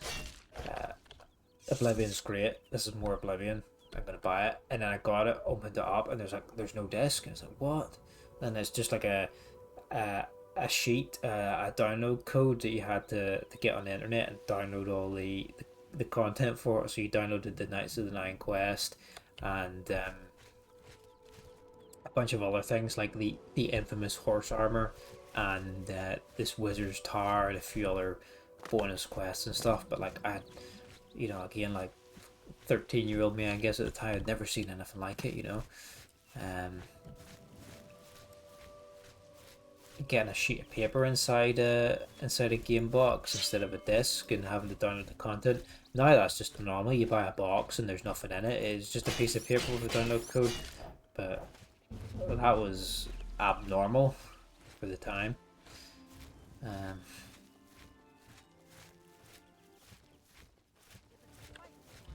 So it was. Some bandits here. Let's kill these guys. And then, yeah, they released Shivering Owls, which I think actually had a disc in it. So Knights of the Nine was like a reasonable length of a quest line, and then there was a bunch of extra things like houses, like this wizard tower, the horse armor, some other small quests, and the spell creating your own spell sort of thing. So it's good. And then Shivering Owls was like a whole new world, whole new map in Shigor's realm of Oblivion, and it was fantastic. Let's just turn our difficulty down slightly to make them a little bit less spongy. But we'll depending on how long it takes us to do things here, we'll try and get through the content, get through the DLC. You know what? We'll just carry on to the Priory. The Emperor's dead. We should tell Joffrey we shouldn't go delving in any more tunnels.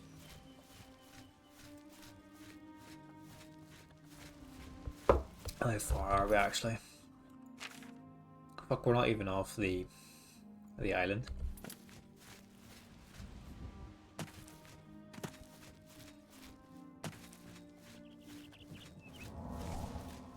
It's alright. Taking it easy, enjoying the sights. Basking in the morning glory.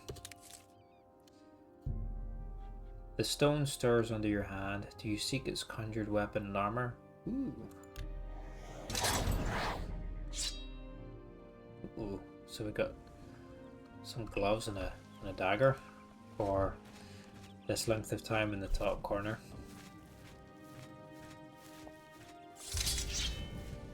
Oh, and until I unequip the weapon, I guess. Fair enough. So there's a bridge to the Imperial City, the white gold tower itself. We shall go there later, but for now we'll hop across the river. We'll get to Coral and give Joffrey the bad news.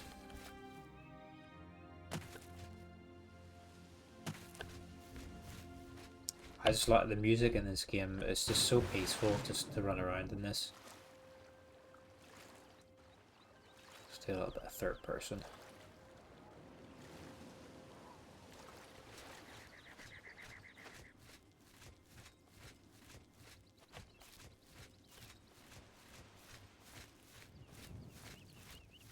And you might think the game looks a little bit empty, but I was playing Stalker 2 earlier. Last night, sorry, and it came out and it's just as empty as this, man. Honestly though, I'm having so much more fun playing this and than nearly anything that's come out lately. I tell you, they just don't make games like they used to.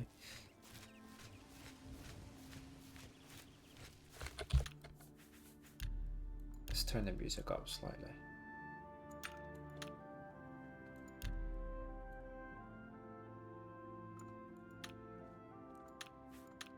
You know, I've been disappointed in a lot lately. I think one of the last games I really enjoyed was Baldur's Gate 3.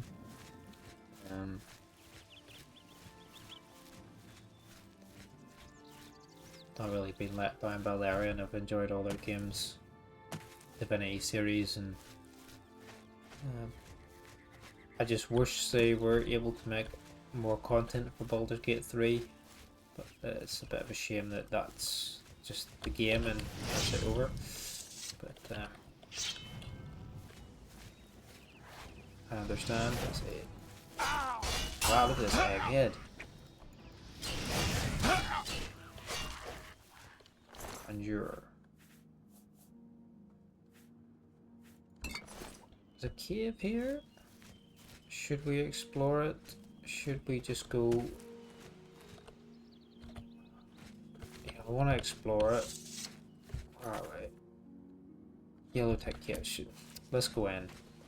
Let's have a look. If it gets a bit much, we can leave. Yellow tech cave. Let's go.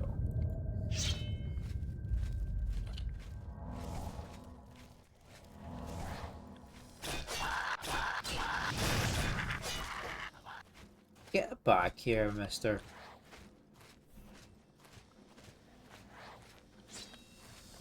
Misses.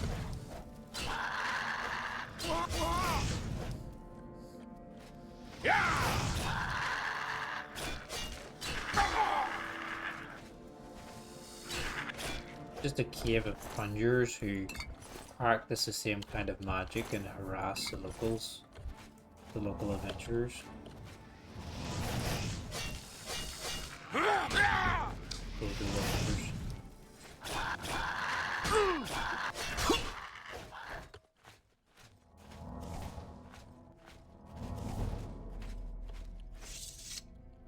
Well, let's gear then.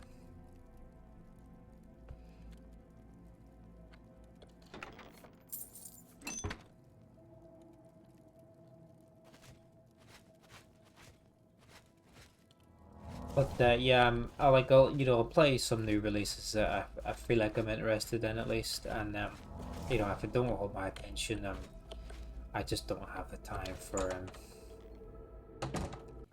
mediocre stuff. Let's go back to playing what I enjoy. Fuck, my weapon's broke again. Back to the claymore.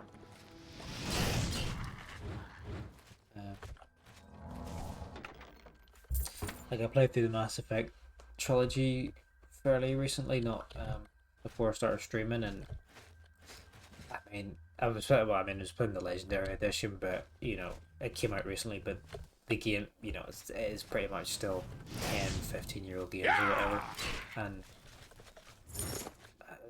they're better than anything I'm playing these days, anything new these days.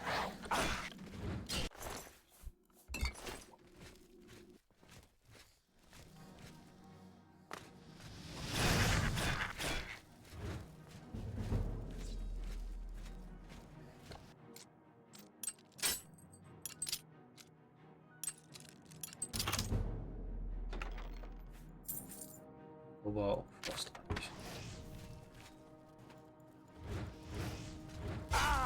wow, these guys are weak ass.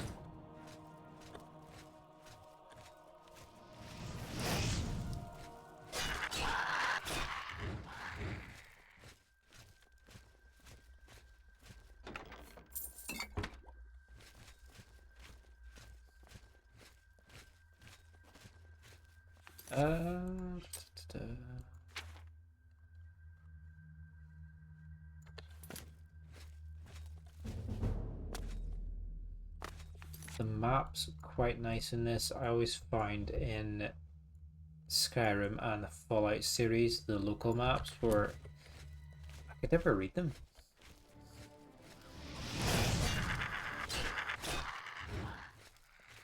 This is pretty clear. Tells me exactly what I haven't been to.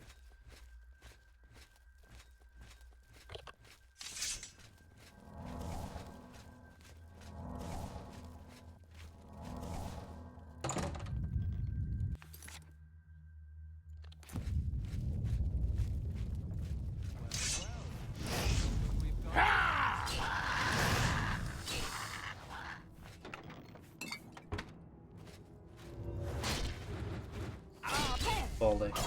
Yeah.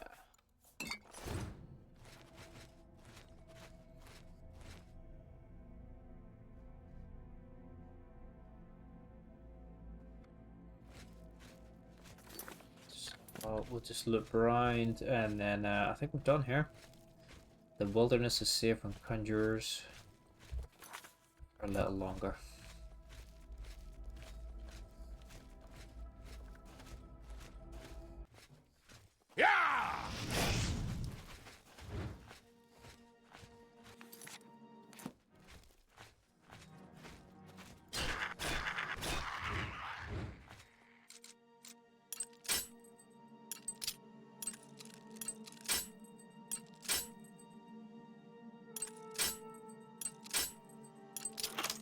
Sorry, one moment.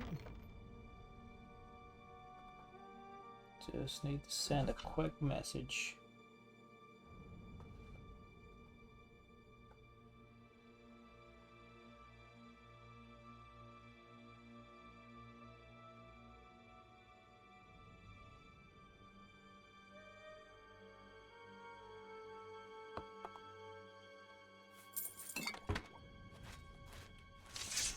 I think that's us officially done in here. So yeah, let's get back.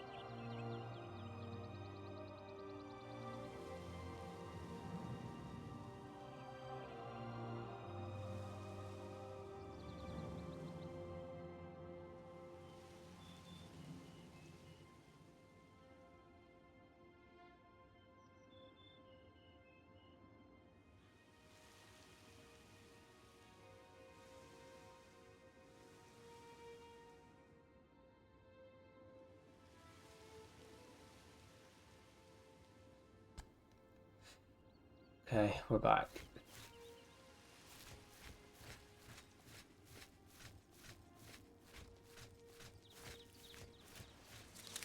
Let's continue to find Joffrey. Oh shit. More local wildlife.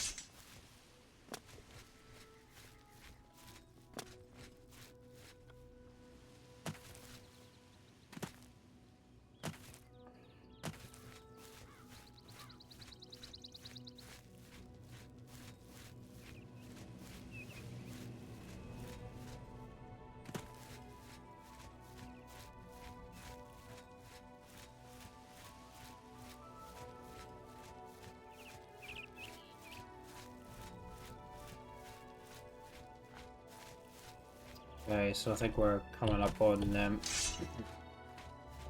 the prairie now. What's this?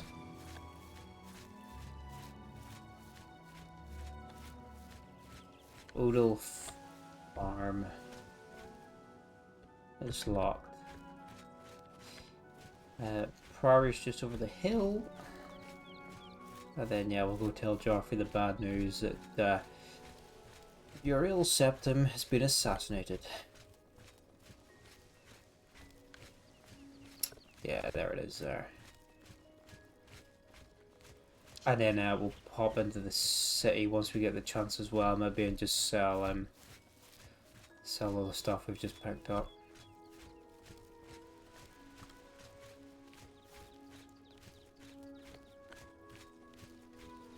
Okay.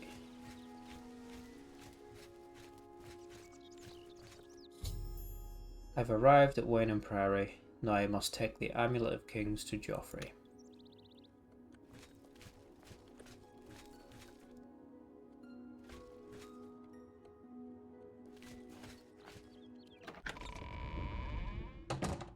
What is it?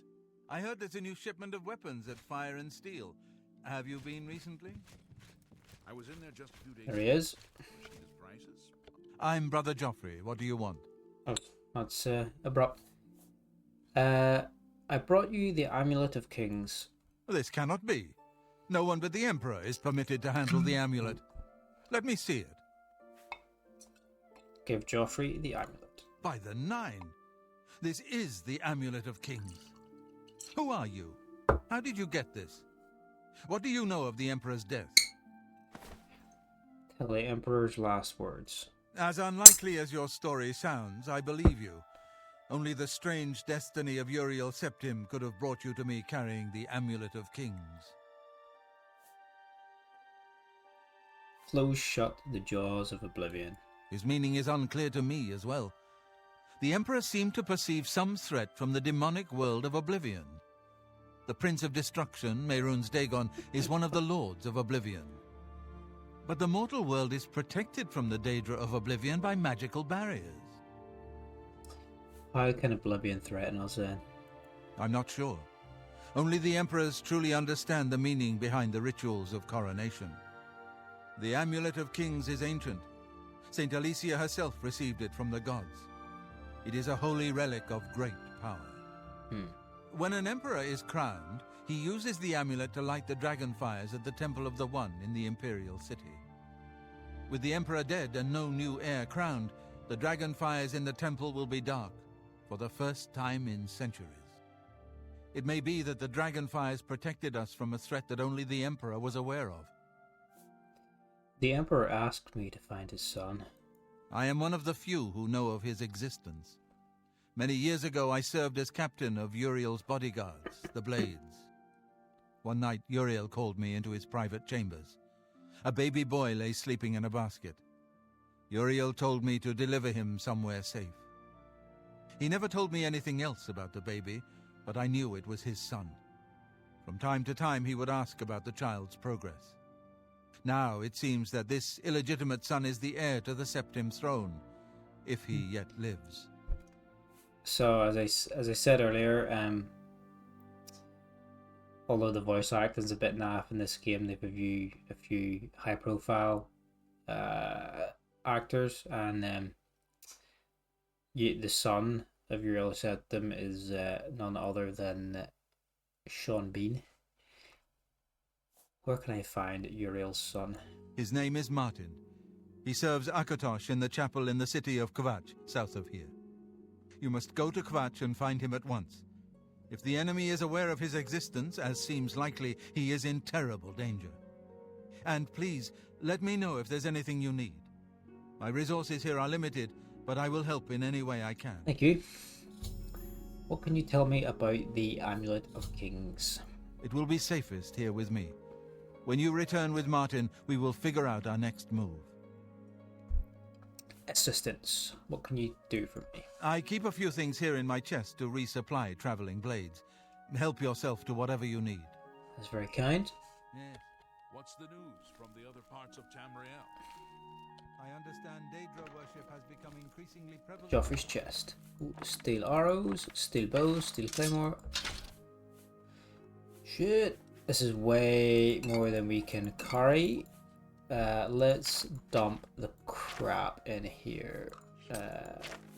Let's dump our longsword, warhammer, rusty crap. Rusty shit. Rusty shit. Rough shit. Let's take the stuff that's a bit better durability. Thanks, Joffrey. Your first priority now should be to find Yes. What can you tell me about Boris? one of the youngest blades ever to serve in the Emperor's personal guard. I am glad to hear that he survived, but I fear he will take the Emperor's death particularly hard. The Dragonfires. The coronation of each new Emperor is sealed when he uses the Amulet of Kings to light the dragon fires in the Temple of the One. The dragon fires of Akatosh remain lit until the death of the Emperor. His successor then lights them anew upon ascending to the throne. With Emperor Uriel dead and no successor crowned, the Temple of the One will be dark for the first time in centuries. The Elder Council. The Elder Council rules in the Emperor's absence by ancient tradition. Chancellor Akato heads the Elder Council and is the closest thing the Empire has to a leader right now. But the Blades answer only to the Emperor, of course. We are not an arm of the government. What can you tell me about Martin? He is a priest in the chapel of Akatosh in Kvatch. He never knew that he was Uriel Septim's son. You need to find him at once and bring him safely back. Okay. Marin's Dagon. Who's he? The Daedra Prince of Destruction, an inveterate foe of all mortal races. He was involved with Jaeger Tharn's plot against the Empire years ago. It doesn't surprise me to find his hand in the current calamity. Okay, thank you, Joffrey. I'll get to it. Waste no time. You must find Martin before the enemy does. Yes. Okay, so our current active quest: find the heir. Joffrey told me that the Emperor has an illegitimate son named Martin who is currently serving as a priest in the chapel of Akatosh in the city of Kvatch. I must proceed to Kvatch at once and bring Martin safely back to Waynham Prairie. Sounds good. So I think since we are close to Coral, we might pop in, sell some of our gear, lighten our load a little bit, and then we'll make our way to Kvatch, which is south, way over here. So we can actually fast travel to it, I believe. Not from inside. You can't fast travel from inside. We'll take a walk. We'll take a walk through the wilderness, so that's more fun. Let's make a save here. Will I get in trouble if I read his book? No.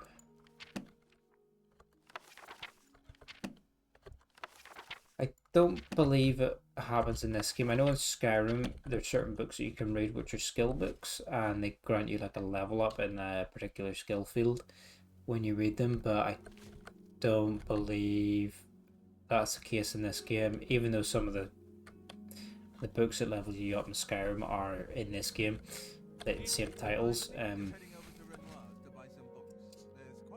It's not, the system isn't in here. It's a good selection and So this is all owned, not Have you ever thought of crap. joining the Fighters Guild? I've never really thought about it. I've heard the money is good, but that's a bit too much risk for me. I hear you. As I The said, news from Anvil is they have terrible. a limited pool of voice actors, so this guy Goodbye. sounds just like Joffrey upstairs. How do you? I know that you are on an important mission for the Blades. Please, if you need a horse, take mine from the Priory Oh, stable. thank you. That's a generous offer. Thank you. Go with Talos's blessings. Do not fail. What can you give me? Greetings, He'd just give me a Imperial horse. What can you do for Welcome, me? good citizen. Anvil Chapel attack. Things go from bad to worse nowadays. Priests murdered on the chapel altar. Oh, what next? Quest added. Pilgrimage. Assistance. Here, perhaps you will find this useful. One of the books I saved from my blades training. You go into danger. Joffrey didn't tell us any more than that, but know that our prayers go with you. Okay. What can you tell me about Joffrey? Oh, yes. He'll be in the Priory house somewhere. Yeah, I just spoke to him, but yeah, whatever. The book he just gave me. Oh, so yeah, there you go. Skill books are in the game. We just leveled up our block by reading this. The Warp in the West, a report compiled by Ulvius Tero, Blaze archivist. I'm not gonna read all this. There's like 30 pages. No. He's seeing you.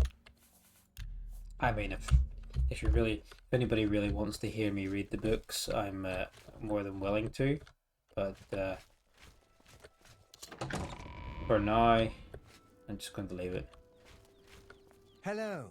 Hello, Aranor. I'm the shepherd here. Eranor's the name, and this is Waynon Priory. Assistance. Well, I normally stay out of the affairs of the great folk that come through Waynon Priory to see Master Joffrey. But go ahead and take this hammer. You might have use of it, and I have others. Not much call for smith work around here in any case. Well, we both have better things to do than stand here all day exchanging idle gossip. Good day to you now. Okay, thank you for the repair hammer. That's how we look inside the chapel. Right. Altar.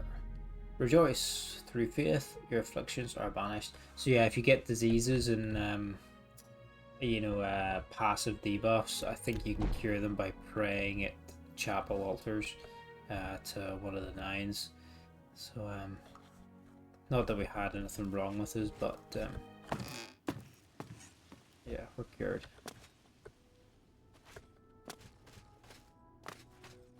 So he's just given us a horse here somewhere. Blah, it's the wrong way. Hi One there. of these is ours. This one. Prior Mayoral's pit horse. Nice. So it's a little bit quicker to get around.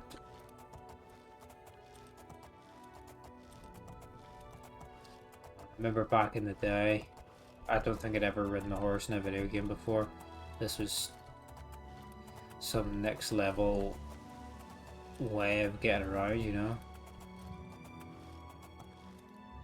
What the hell is going on here? Here's this guy. Is this a courier? Here. How do you do? Ah!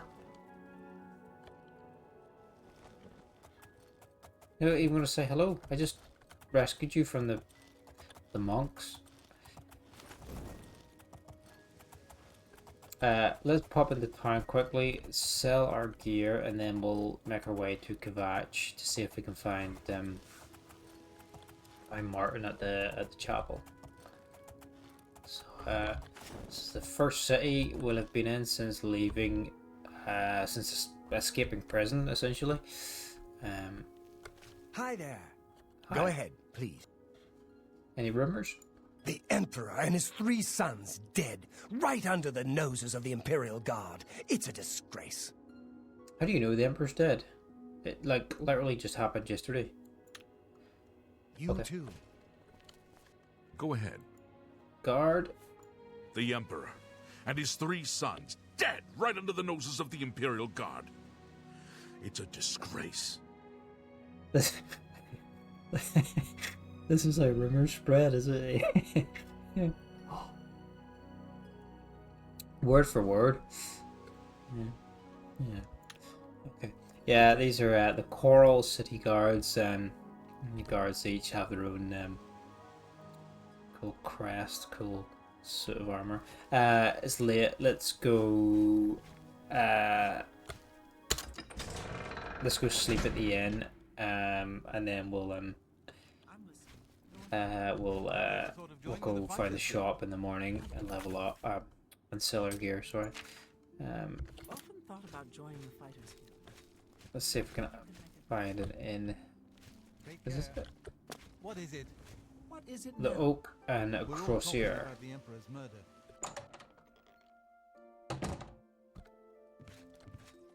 This is nice.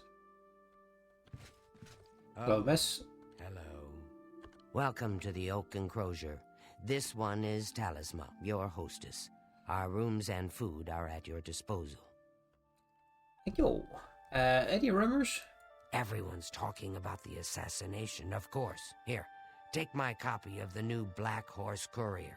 Go ahead, keep it. What?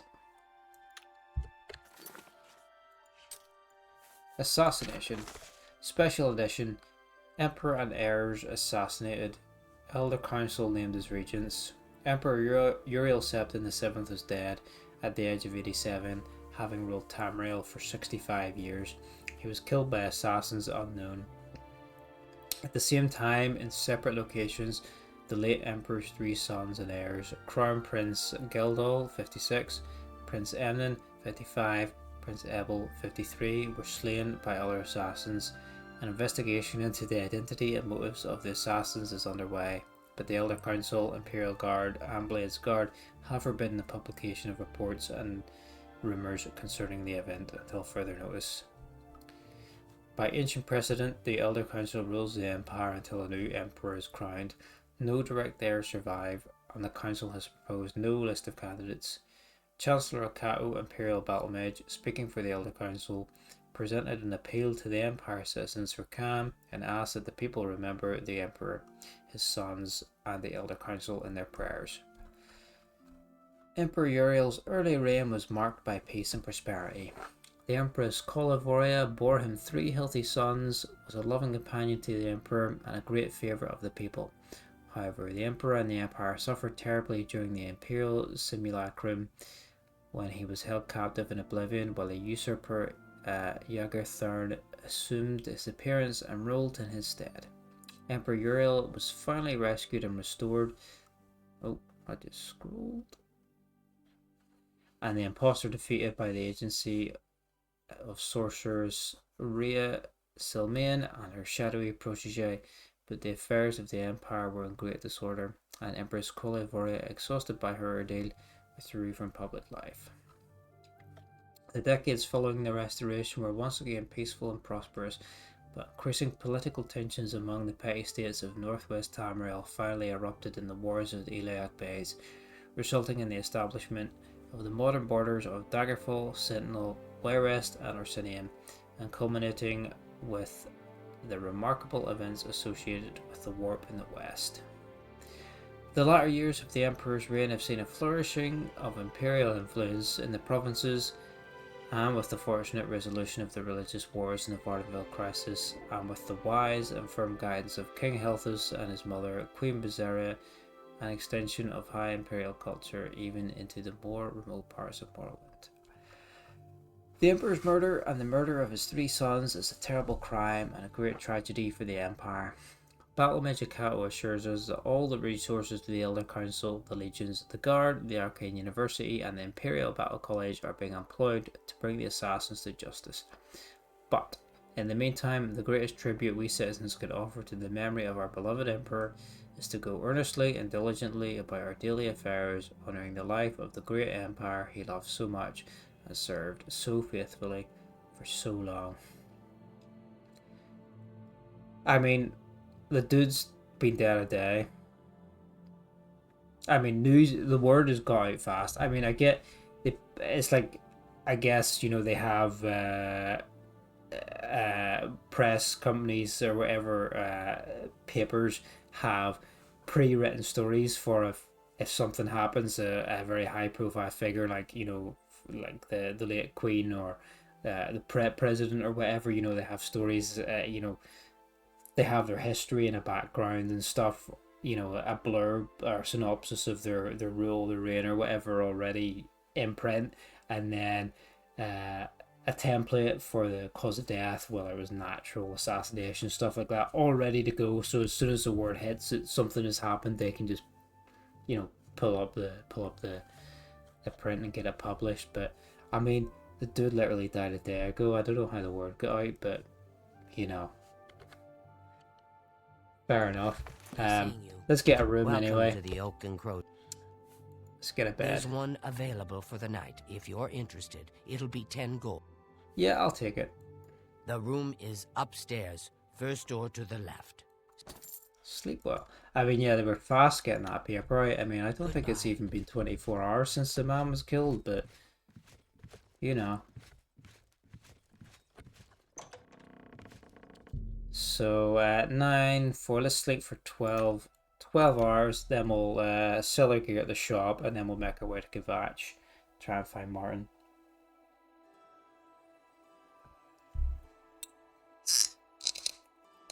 Ooh.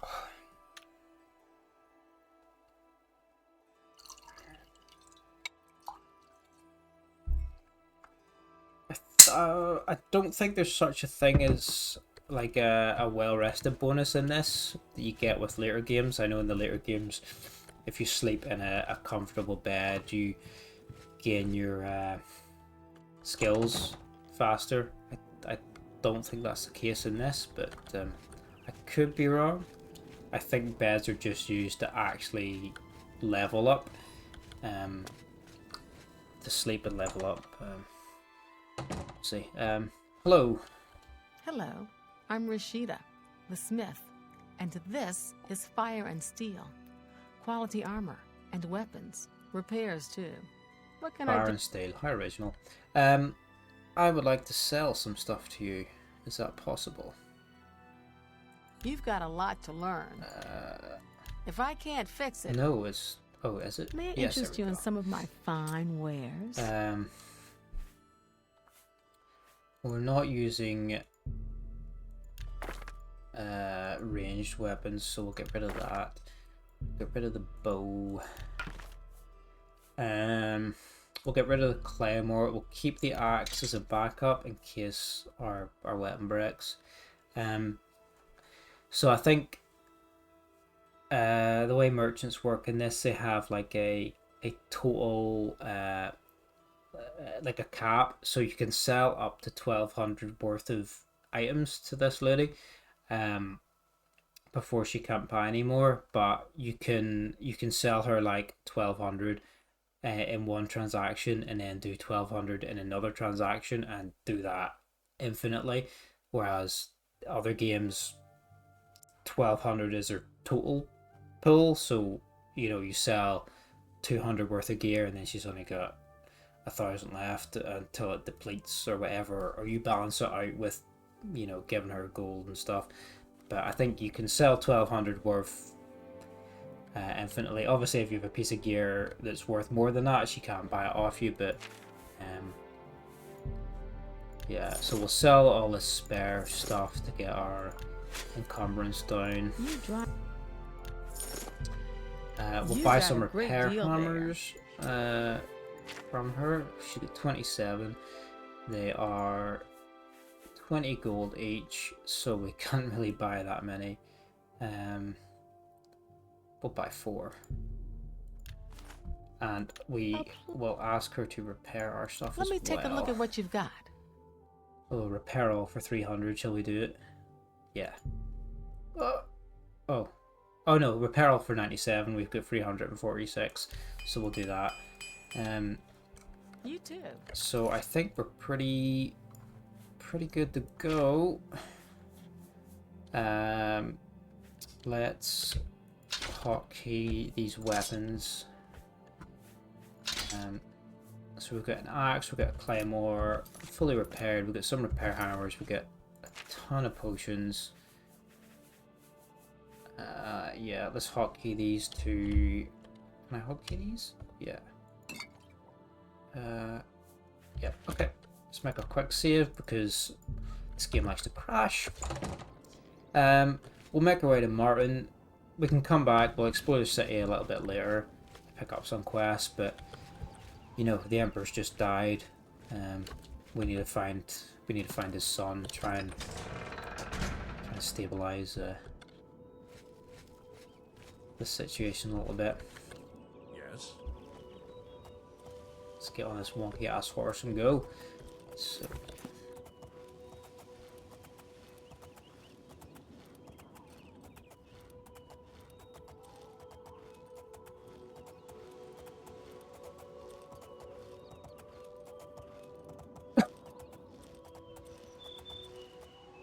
One sec.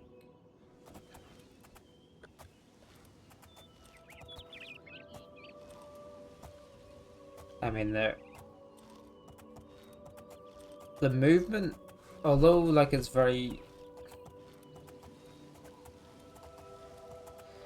not badly animated, because I remember them talking about in the bonus behind the scenes creation of this game, like how they would actually like photograph and video real horses and try to get the real movement, because the horse, they always move one front leg and one back leg in like tandem with each other.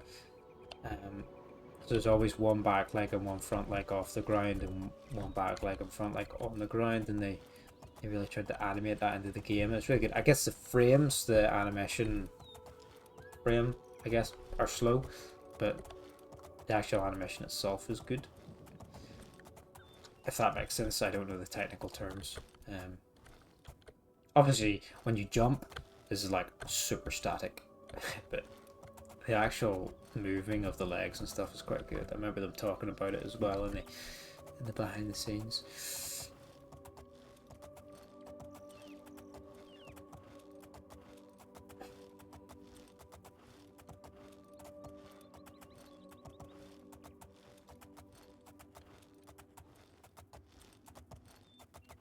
Cave up here somewhere.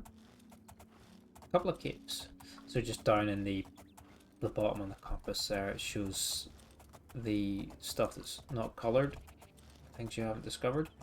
No combat on horse either, so if we want to kill this wolf, we have to get off the horse and actually hit him.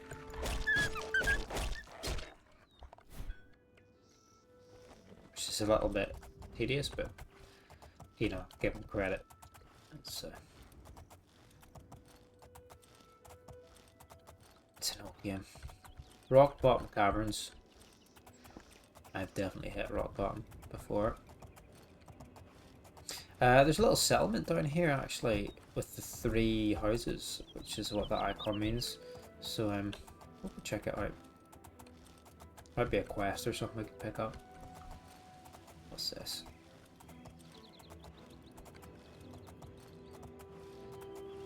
Weatherly. Door to Weatherly. Oh.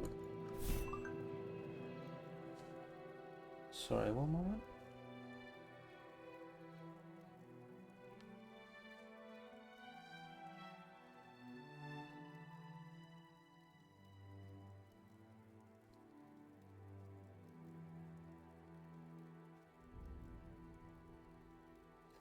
Okay, something has gone on in here.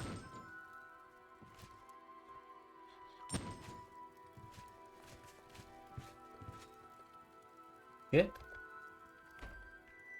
He's been burnt alive.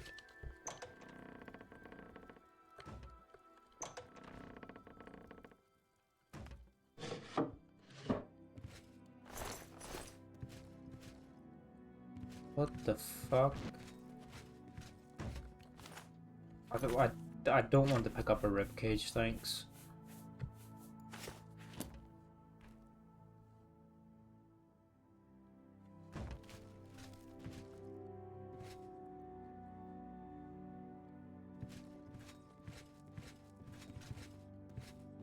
What went on in here? It's just been ransacked and looks like it's been abandoned for some time. There's nothing here.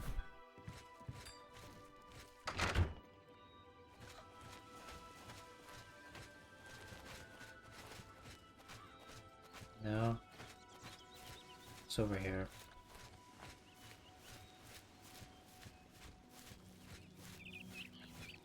Now we've got important business, but... Oh, we can level up. So... Way Shrine of Julianos. Know the truth, observe the law, pray at my chapel altars to receive my blessing. We just received a passive bonus there.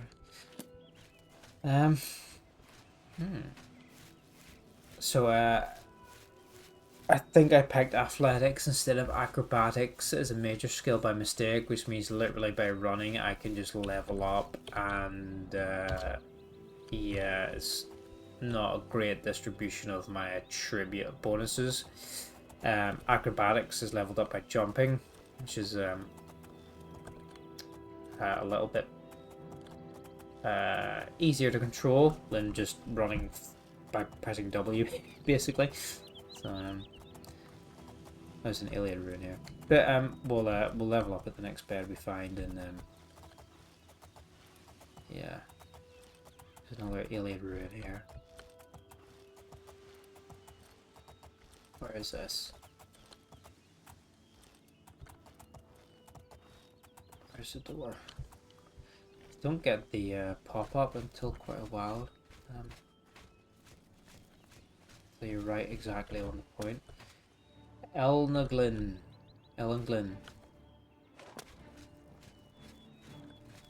This is a place from the cover art, I think, on the back of the book. I'm nearly it must be. I think it is. I told you. I said, but I'll look out. I still have the original box in my collector's edition. I'll look it out and I'll show you guys the bits in it. It's really awesome. It's an awesome little collector's edition for like the same price as a regular game. Like PC games used to be so cheap back in the day. Like you go to game or whatever, and PC game it'd be, I don't know, 15-20 quid, something like that back in the day. Console games would always be a little bit more, maybe £30 like max was like the most expensive for like a new release. PC games would be like 10-15 quid cheaper, I remember. But yeah, the collector's edition was like so cheap for what you got with it. Yeah. But now these days it would have been probably 60 quid for all the gear you get in it. So there's the awesome book, like got loads of detail in it, loads of information. The Imperial Septum coin replica, which is pretty weighty. I mean, it's not a valuable piece of metal, but it's quite weighty. And the map, and the bonus disc and stuff. Shrine of Sanguine. Oh, so these are shrines to the Daedric princes. There are 13 of them. I think 14 now because they've added a new one with... Oh, I've just been followed by something. There was a new one added in the latest ESO expansion. But yeah, they're powerful beings that inhabit their own realm of Oblivion, and quite sadistic. They like to have fun with mortals and play around with them and have them do their bidding and whatnot. Each one of them has their own quest line, and you're rewarded with one of their artifacts for completing each of their quests. So you can get like 13 artifacts in total. They're like weapons and infinite lockpicks and other cool sort of enchanted pieces of gear. But you have to be a particular level to do each prince's quest. So these are their followers. Let's see if they get any Have you info. come to revel in the glory that is the Shrine of Sanguine? I don't know, I'll have it. It is a place of celebration for us. We dance, we make love. Would you speak with Sanguine? I will speak to Sanguine. Approach then, and bring Sanguine a gift.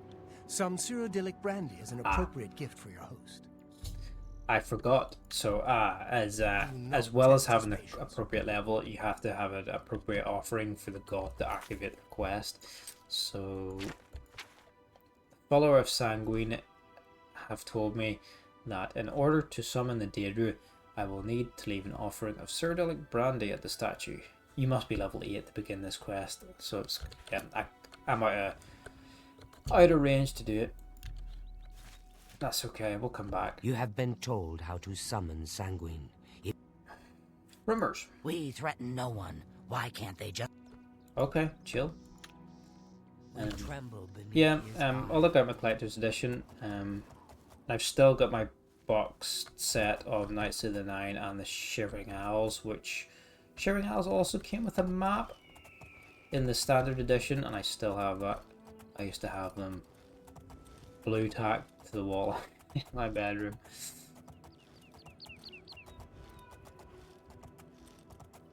Yeah, good times.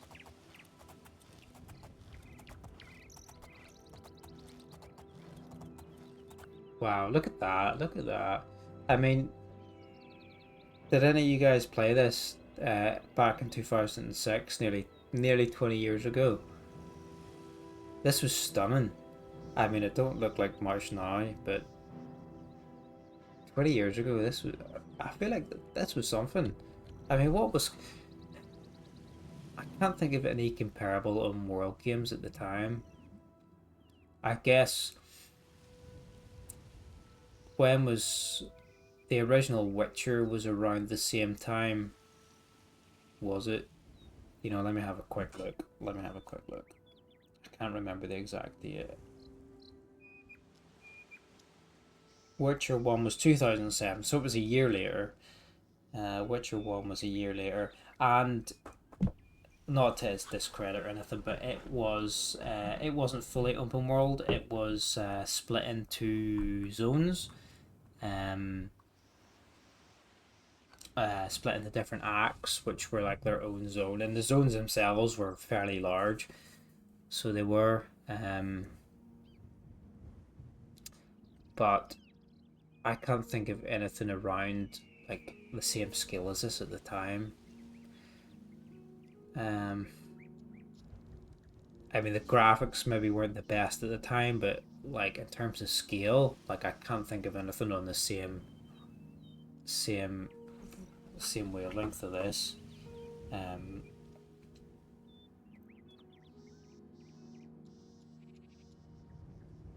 Yeah. Ooh, sorry. Yeah, I can't think of anything on the same scale.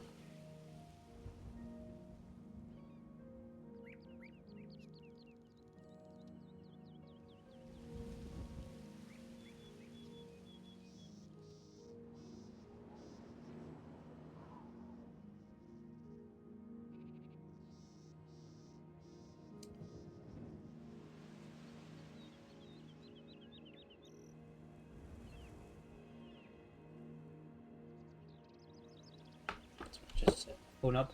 Yeah, I can't think of anything on the same scale as this. I say Witcher 1, I think had quite large zones, large acts. I had quite the cities you could visit in that as well. At the time, Vizima, it was such a maze, such a detailed city at the time, and then yeah, compare that to Witcher 3. The Novigrad in it. 10 years ago, that game came out, and Novigrad is just such an incredible city to explore. I can't think of anything that has, matched just the the density and the detail of that city. That is like a proper living, bustling medieval city. Absolutely fantastic. Meridia's Shrine, another Daedra. But oh shit, there's wolves. But yeah, at the time of Witcher 1, yeah, Vizima was a great city. Probably,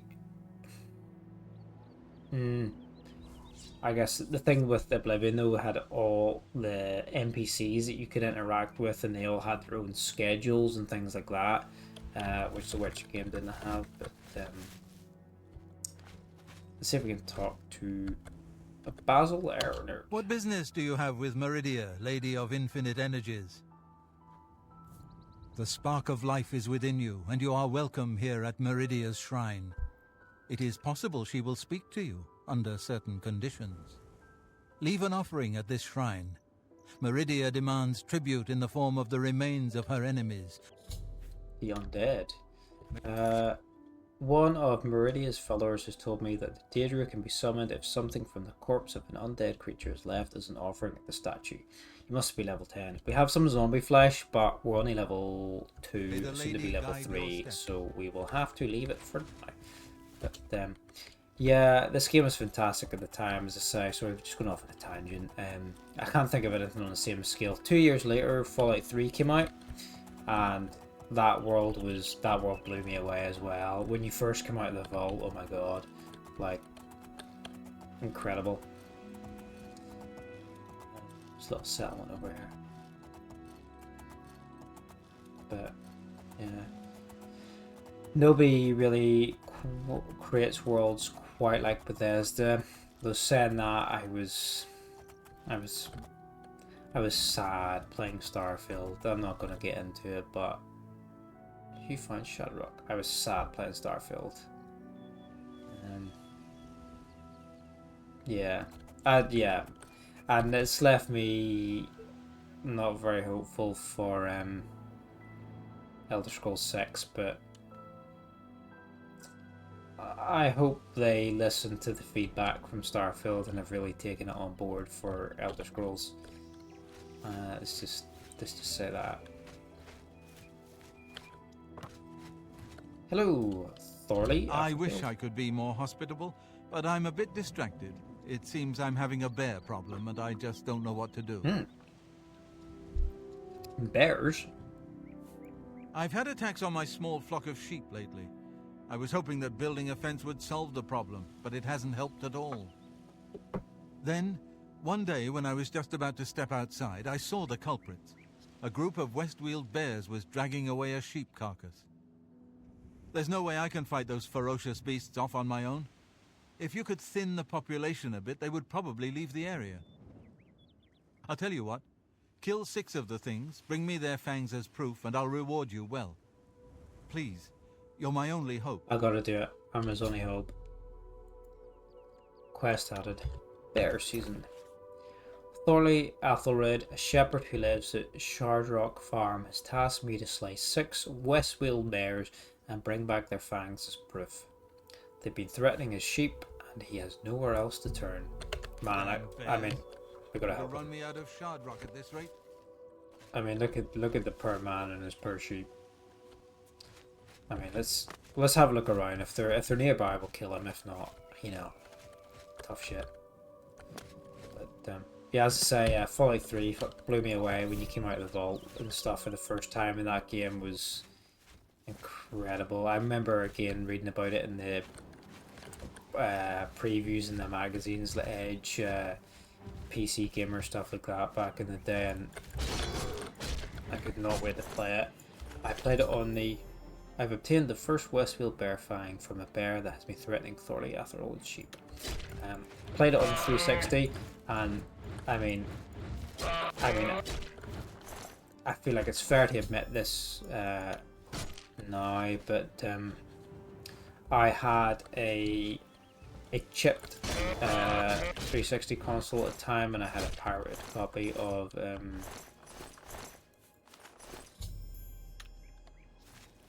I obtained an early copy of Fallout 3, and I played it online, before release, 2 weeks before release date, and got banned from Xbox Live for it. But I was so excited to play it.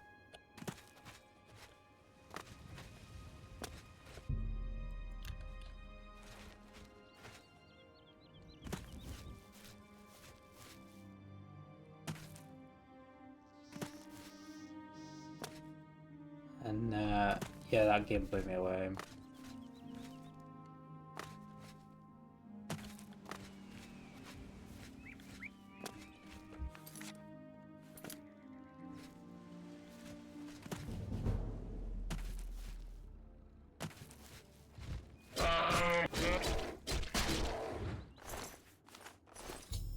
Did the 4th set of teeth. 2 more.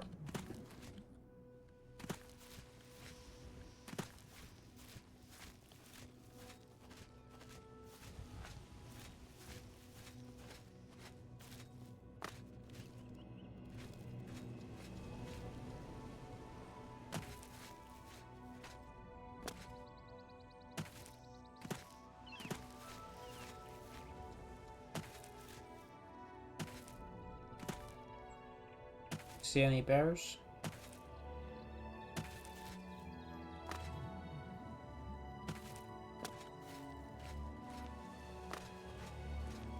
Yeah, this game seems quite small in comparison now these days to what we're getting, but the quality I think is better in these older games. Quality of writing and the attention to detail.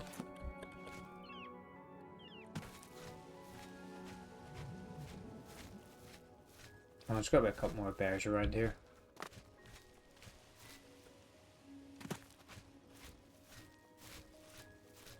Come on, bears.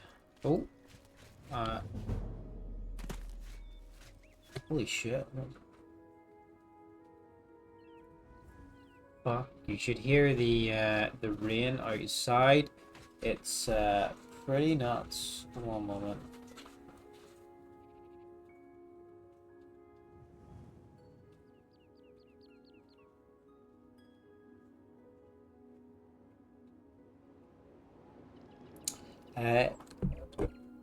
If my baby wakes, I will have to go and tend to him for a bit.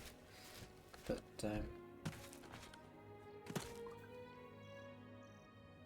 it's yeah, pretty stormy outside all of a sudden. Come through my headphones there. Where's these bears? Where are they? Ah, there you are. Come on. Where's your brothers? That's 5. We need 1 more. Come on. Oh, there we are. I mean, these are only cubs. It's not fair. I've obtained the 6th and final West Whale Bear Fang. I shall return to Shard Rock and give the fangs to Authority Athelrod as proof of my deed.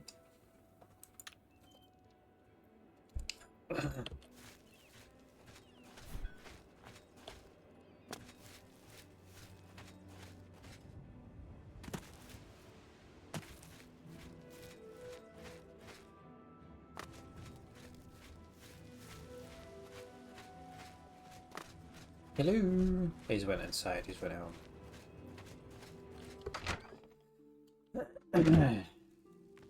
I feel much better now that you're here. I don't know how to take that. I feel much better. I'm gonna have a seat, and I'm very much taller than you for some reason. I don't know where those bears came from or why they picked my place to attack, but you must drive them away. The bears. I can't believe it. You actually did it. Well, I hope this will eventually drive them away. There may be a few stragglers, but I think this should do it. Now, how about that reward I promised? I don't know if I want it. What did you give us? The Warp in the West. You give us a book. You give me a book that I've already read. I know you're giving me Devil Eyes. You got any rumors? The prettiest town in Cyrodiil? Don't know. but the ugliest is Bravil. Shabby, tumble-down shacks. They're big shacks, though. Dude, you just maybe kill a bunch Come of back and like visit me anytime. little baby bears, and then you give me a fucking book that I've read.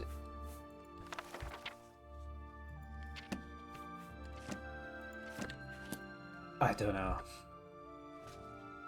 And your house is a shithole, mate. You've got carrots on the floor. Like, nah, I just feel bad. I've never seen you again.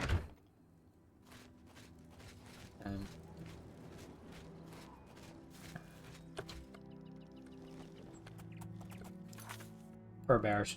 I'm sorry. Please forgive me for slaying bear kind. Okay, back to the air. Back to Kavach. That little detour. What pointless quest?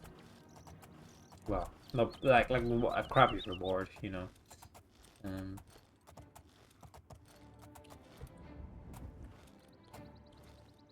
Shit.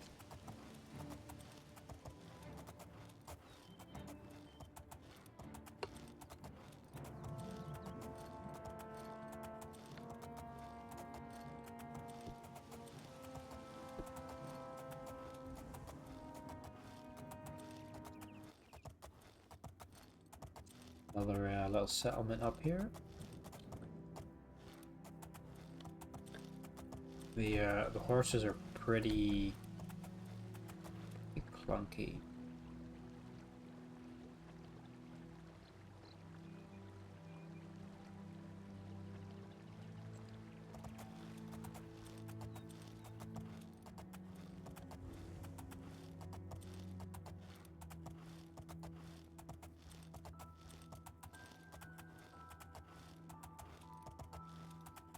Shitcomb.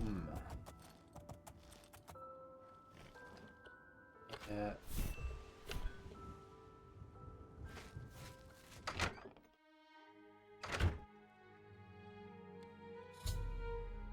The Sunken One. I have entered what appears to be a recently abandoned farmhouse. Perhaps if I search around I may find a clue as to the owner's whereabouts. Make this my active quest. We'll sleep for a little bit because we're actually due a level up, so should be level 3 here.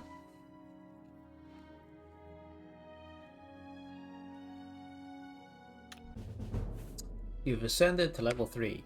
You realize that you are catching on to the secret of success. It's just a matter of concentration.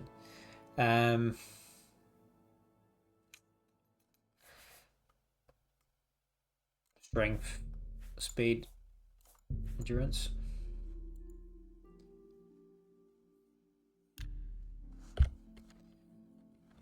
Let's investigate.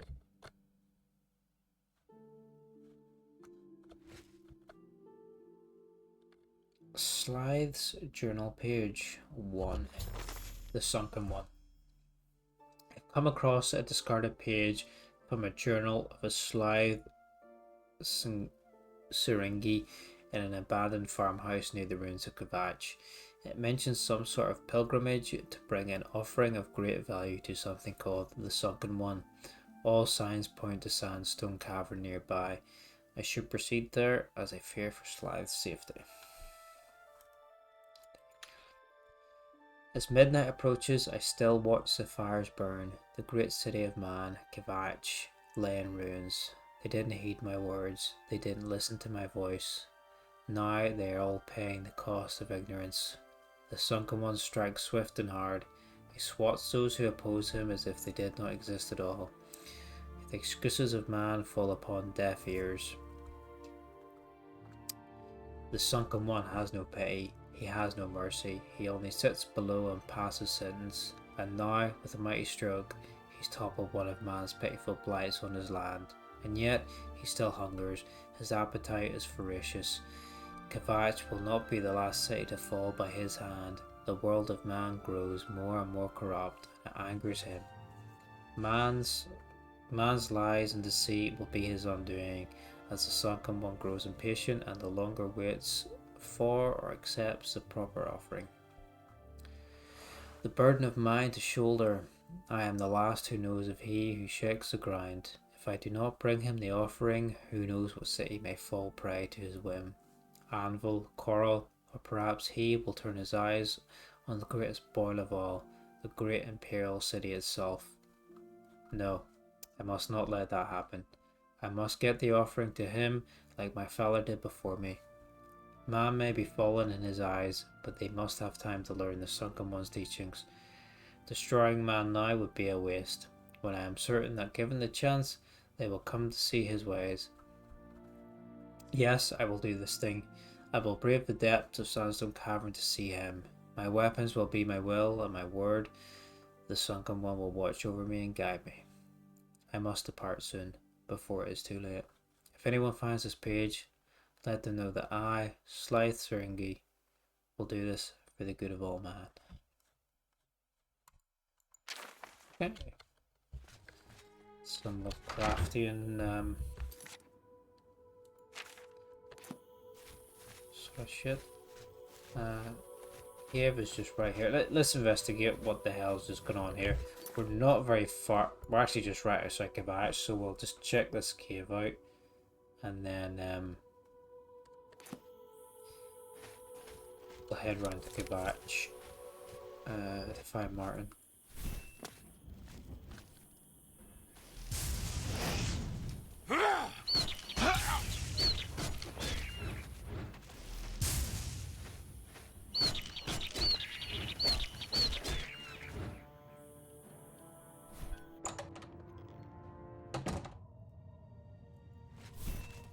Oh, apparently the sunken one is in here.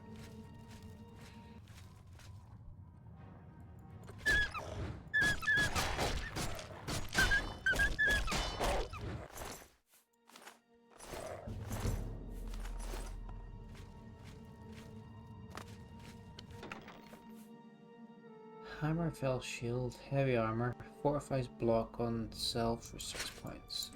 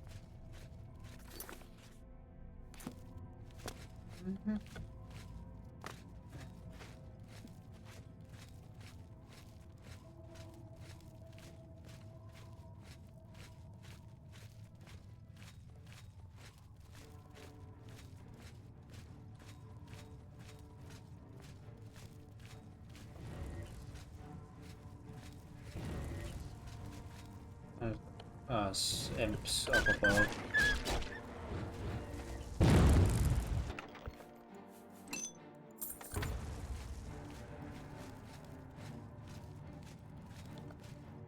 Sandstone big rooms.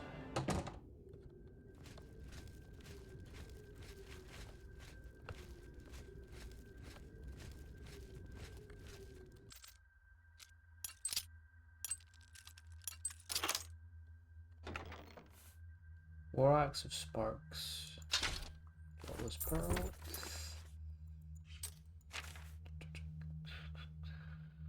Does the same amount of regular damage, but there's 5 shock damage on hit.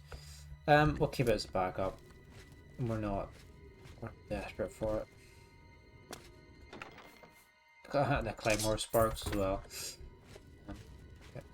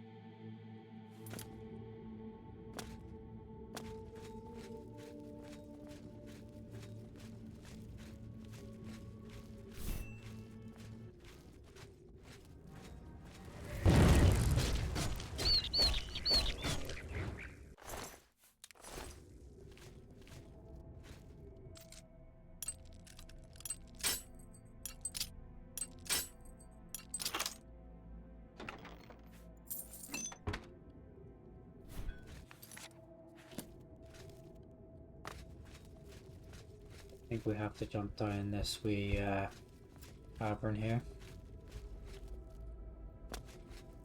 Is there a corpse down here as well? Oh! Oh! It's Slythe. Journal page 3. On Slythe's corpse, I have located his last journal entry. It seems he fell here believing he was truly going to meet his god and give an offering to him to help all of Tamriel. His death is a sad end to such a well-intended sojourn. Quest complete. Oh, fuck. The sunken one. What the fuck?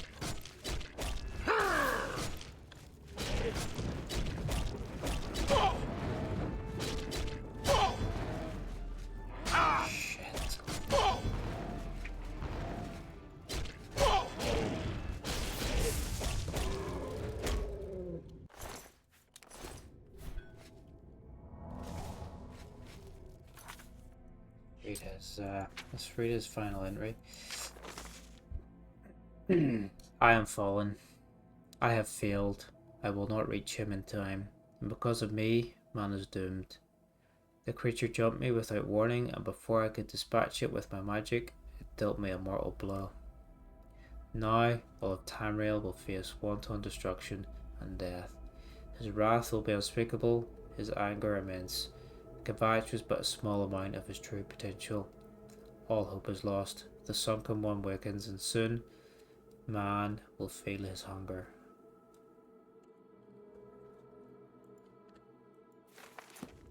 Well, don't worry, you have been avenged. The offering. Uh-oh.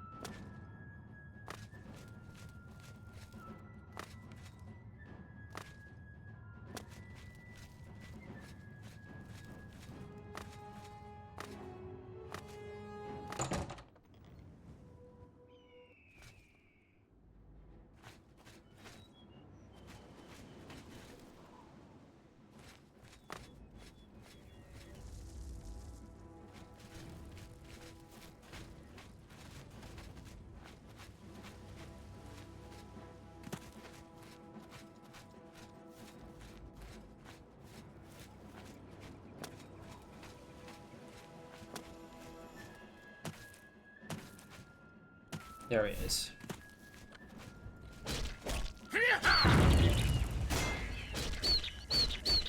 So I'm not sure where our horse went, but we're pretty close to get. Well, like, I mean, we can see Kavach here, so. Oh, there's a horse.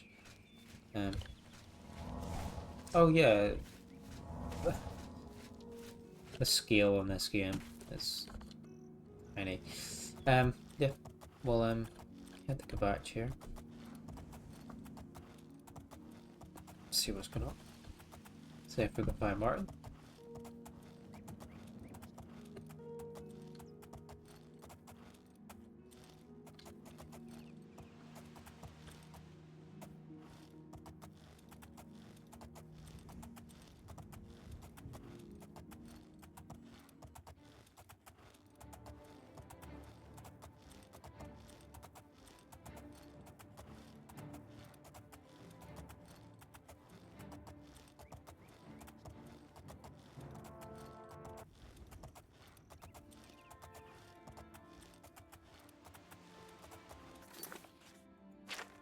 Yeah, we're just gonna come up on the road now to Gavach.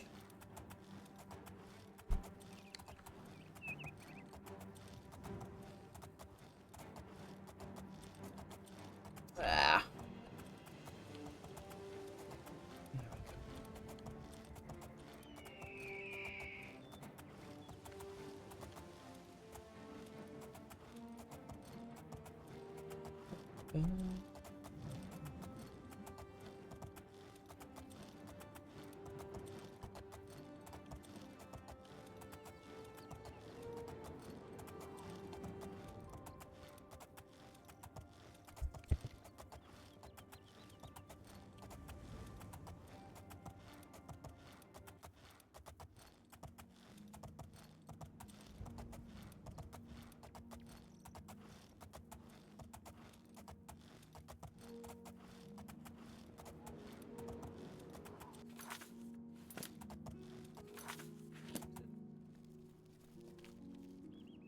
Wait, is it?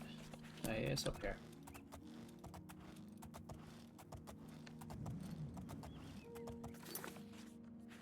Yeah, it's this way, isn't it? What's that? Yeah. It's on top of the hill, isn't it? Yeah, here we are, yeah. Kavach. Let's dismount and see what's going on here. I know what you're talking about. I don't even try. I just... What? Martin, have you seen him? If you mean the priest, I don't think he made it out of the city. Very few of us did. But Savli and Mattias might know more. He's in charge of the city guard that are defending the camp. Savla and Mattias. You'll find him at the barricade at the top of the road. He's still trying to hold what's left of the guard together. Goodbye. Are they angry with...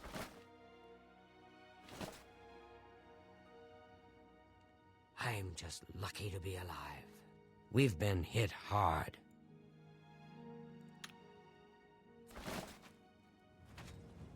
What do you want? I just Be seeing can't you. sleep. I don't have much. I lost everything. If you mean the priest...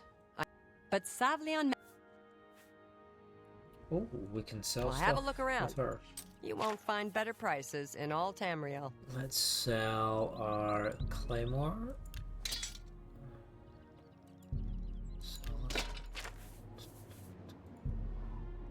You drive a hard bargain.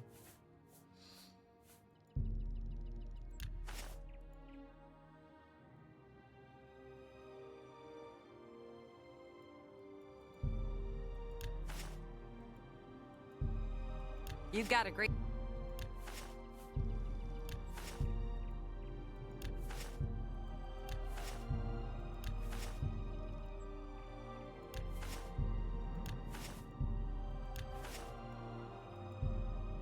A good... That's a good... That seems a fair price.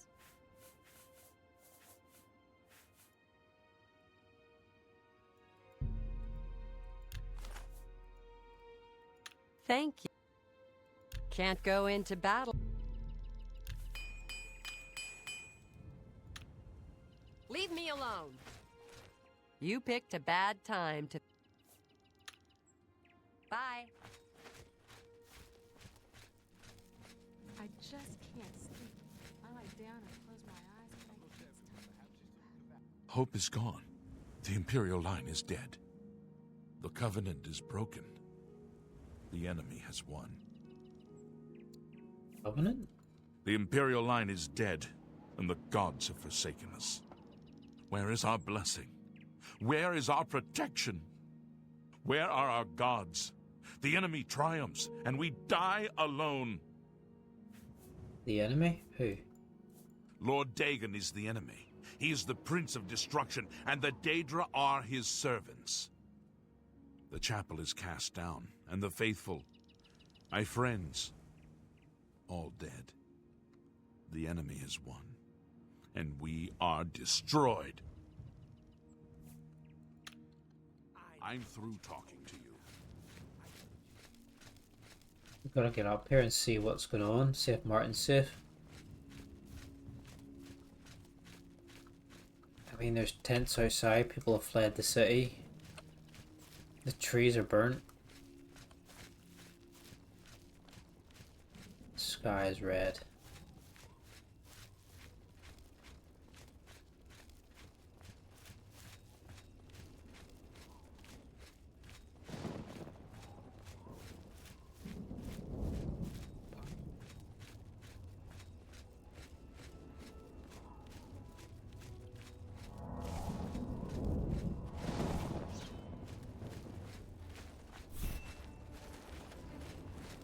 Follow Matthias. There he is.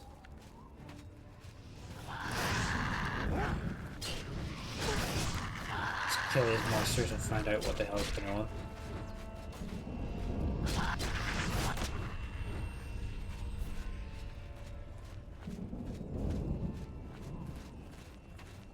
Cyrodiil, Cyrodiil, Matthias. Stand back, civilian. This is no place for you.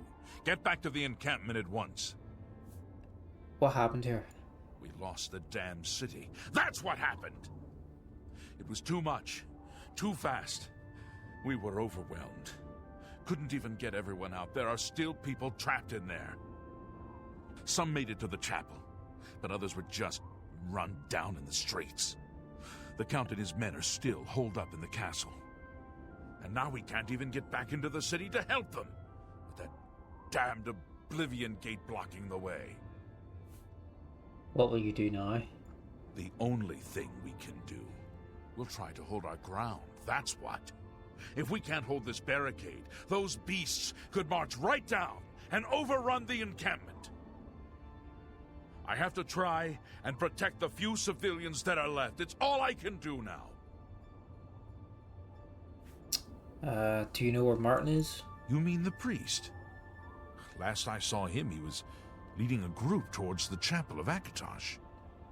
If he's lucky, he's trapped in there with the rest of them, at least safe for the moment. If he's not... What's an Oblivion gate? Some kind of portal to Oblivion. The enemy used them to attack the city. They appeared outside the walls, and Daedra poured out. They've opened one right in front of the city gates. Until that gate is closed, the best I can do is try to hold these barricades. I'd like to try and help. You want to help? You're kidding, right? No. If you're serious, maybe I can put you to use. It'll likely mean your death, though. Are you sure? I'll do whatever I can. I don't know how to close this gate, but it must be possible, because the enemy closed the ones they opened during the initial attack. You can see the marks on the ground where they were, with the great gate right in the middle. I sent men into the gate to see if they could find a way to shut it. They haven't come back. If you can get in there, find out what happened to them. If they're alive, help them finish the job. If not, see what you can do on your own. The best I can say is good luck. If you make it back alive, we'll be waiting for you. Good luck. It's a raid. Find the error. Savla Matthias told me that he believes Martin is with a group that barricaded themselves within the chapel of Akatosh inside the city.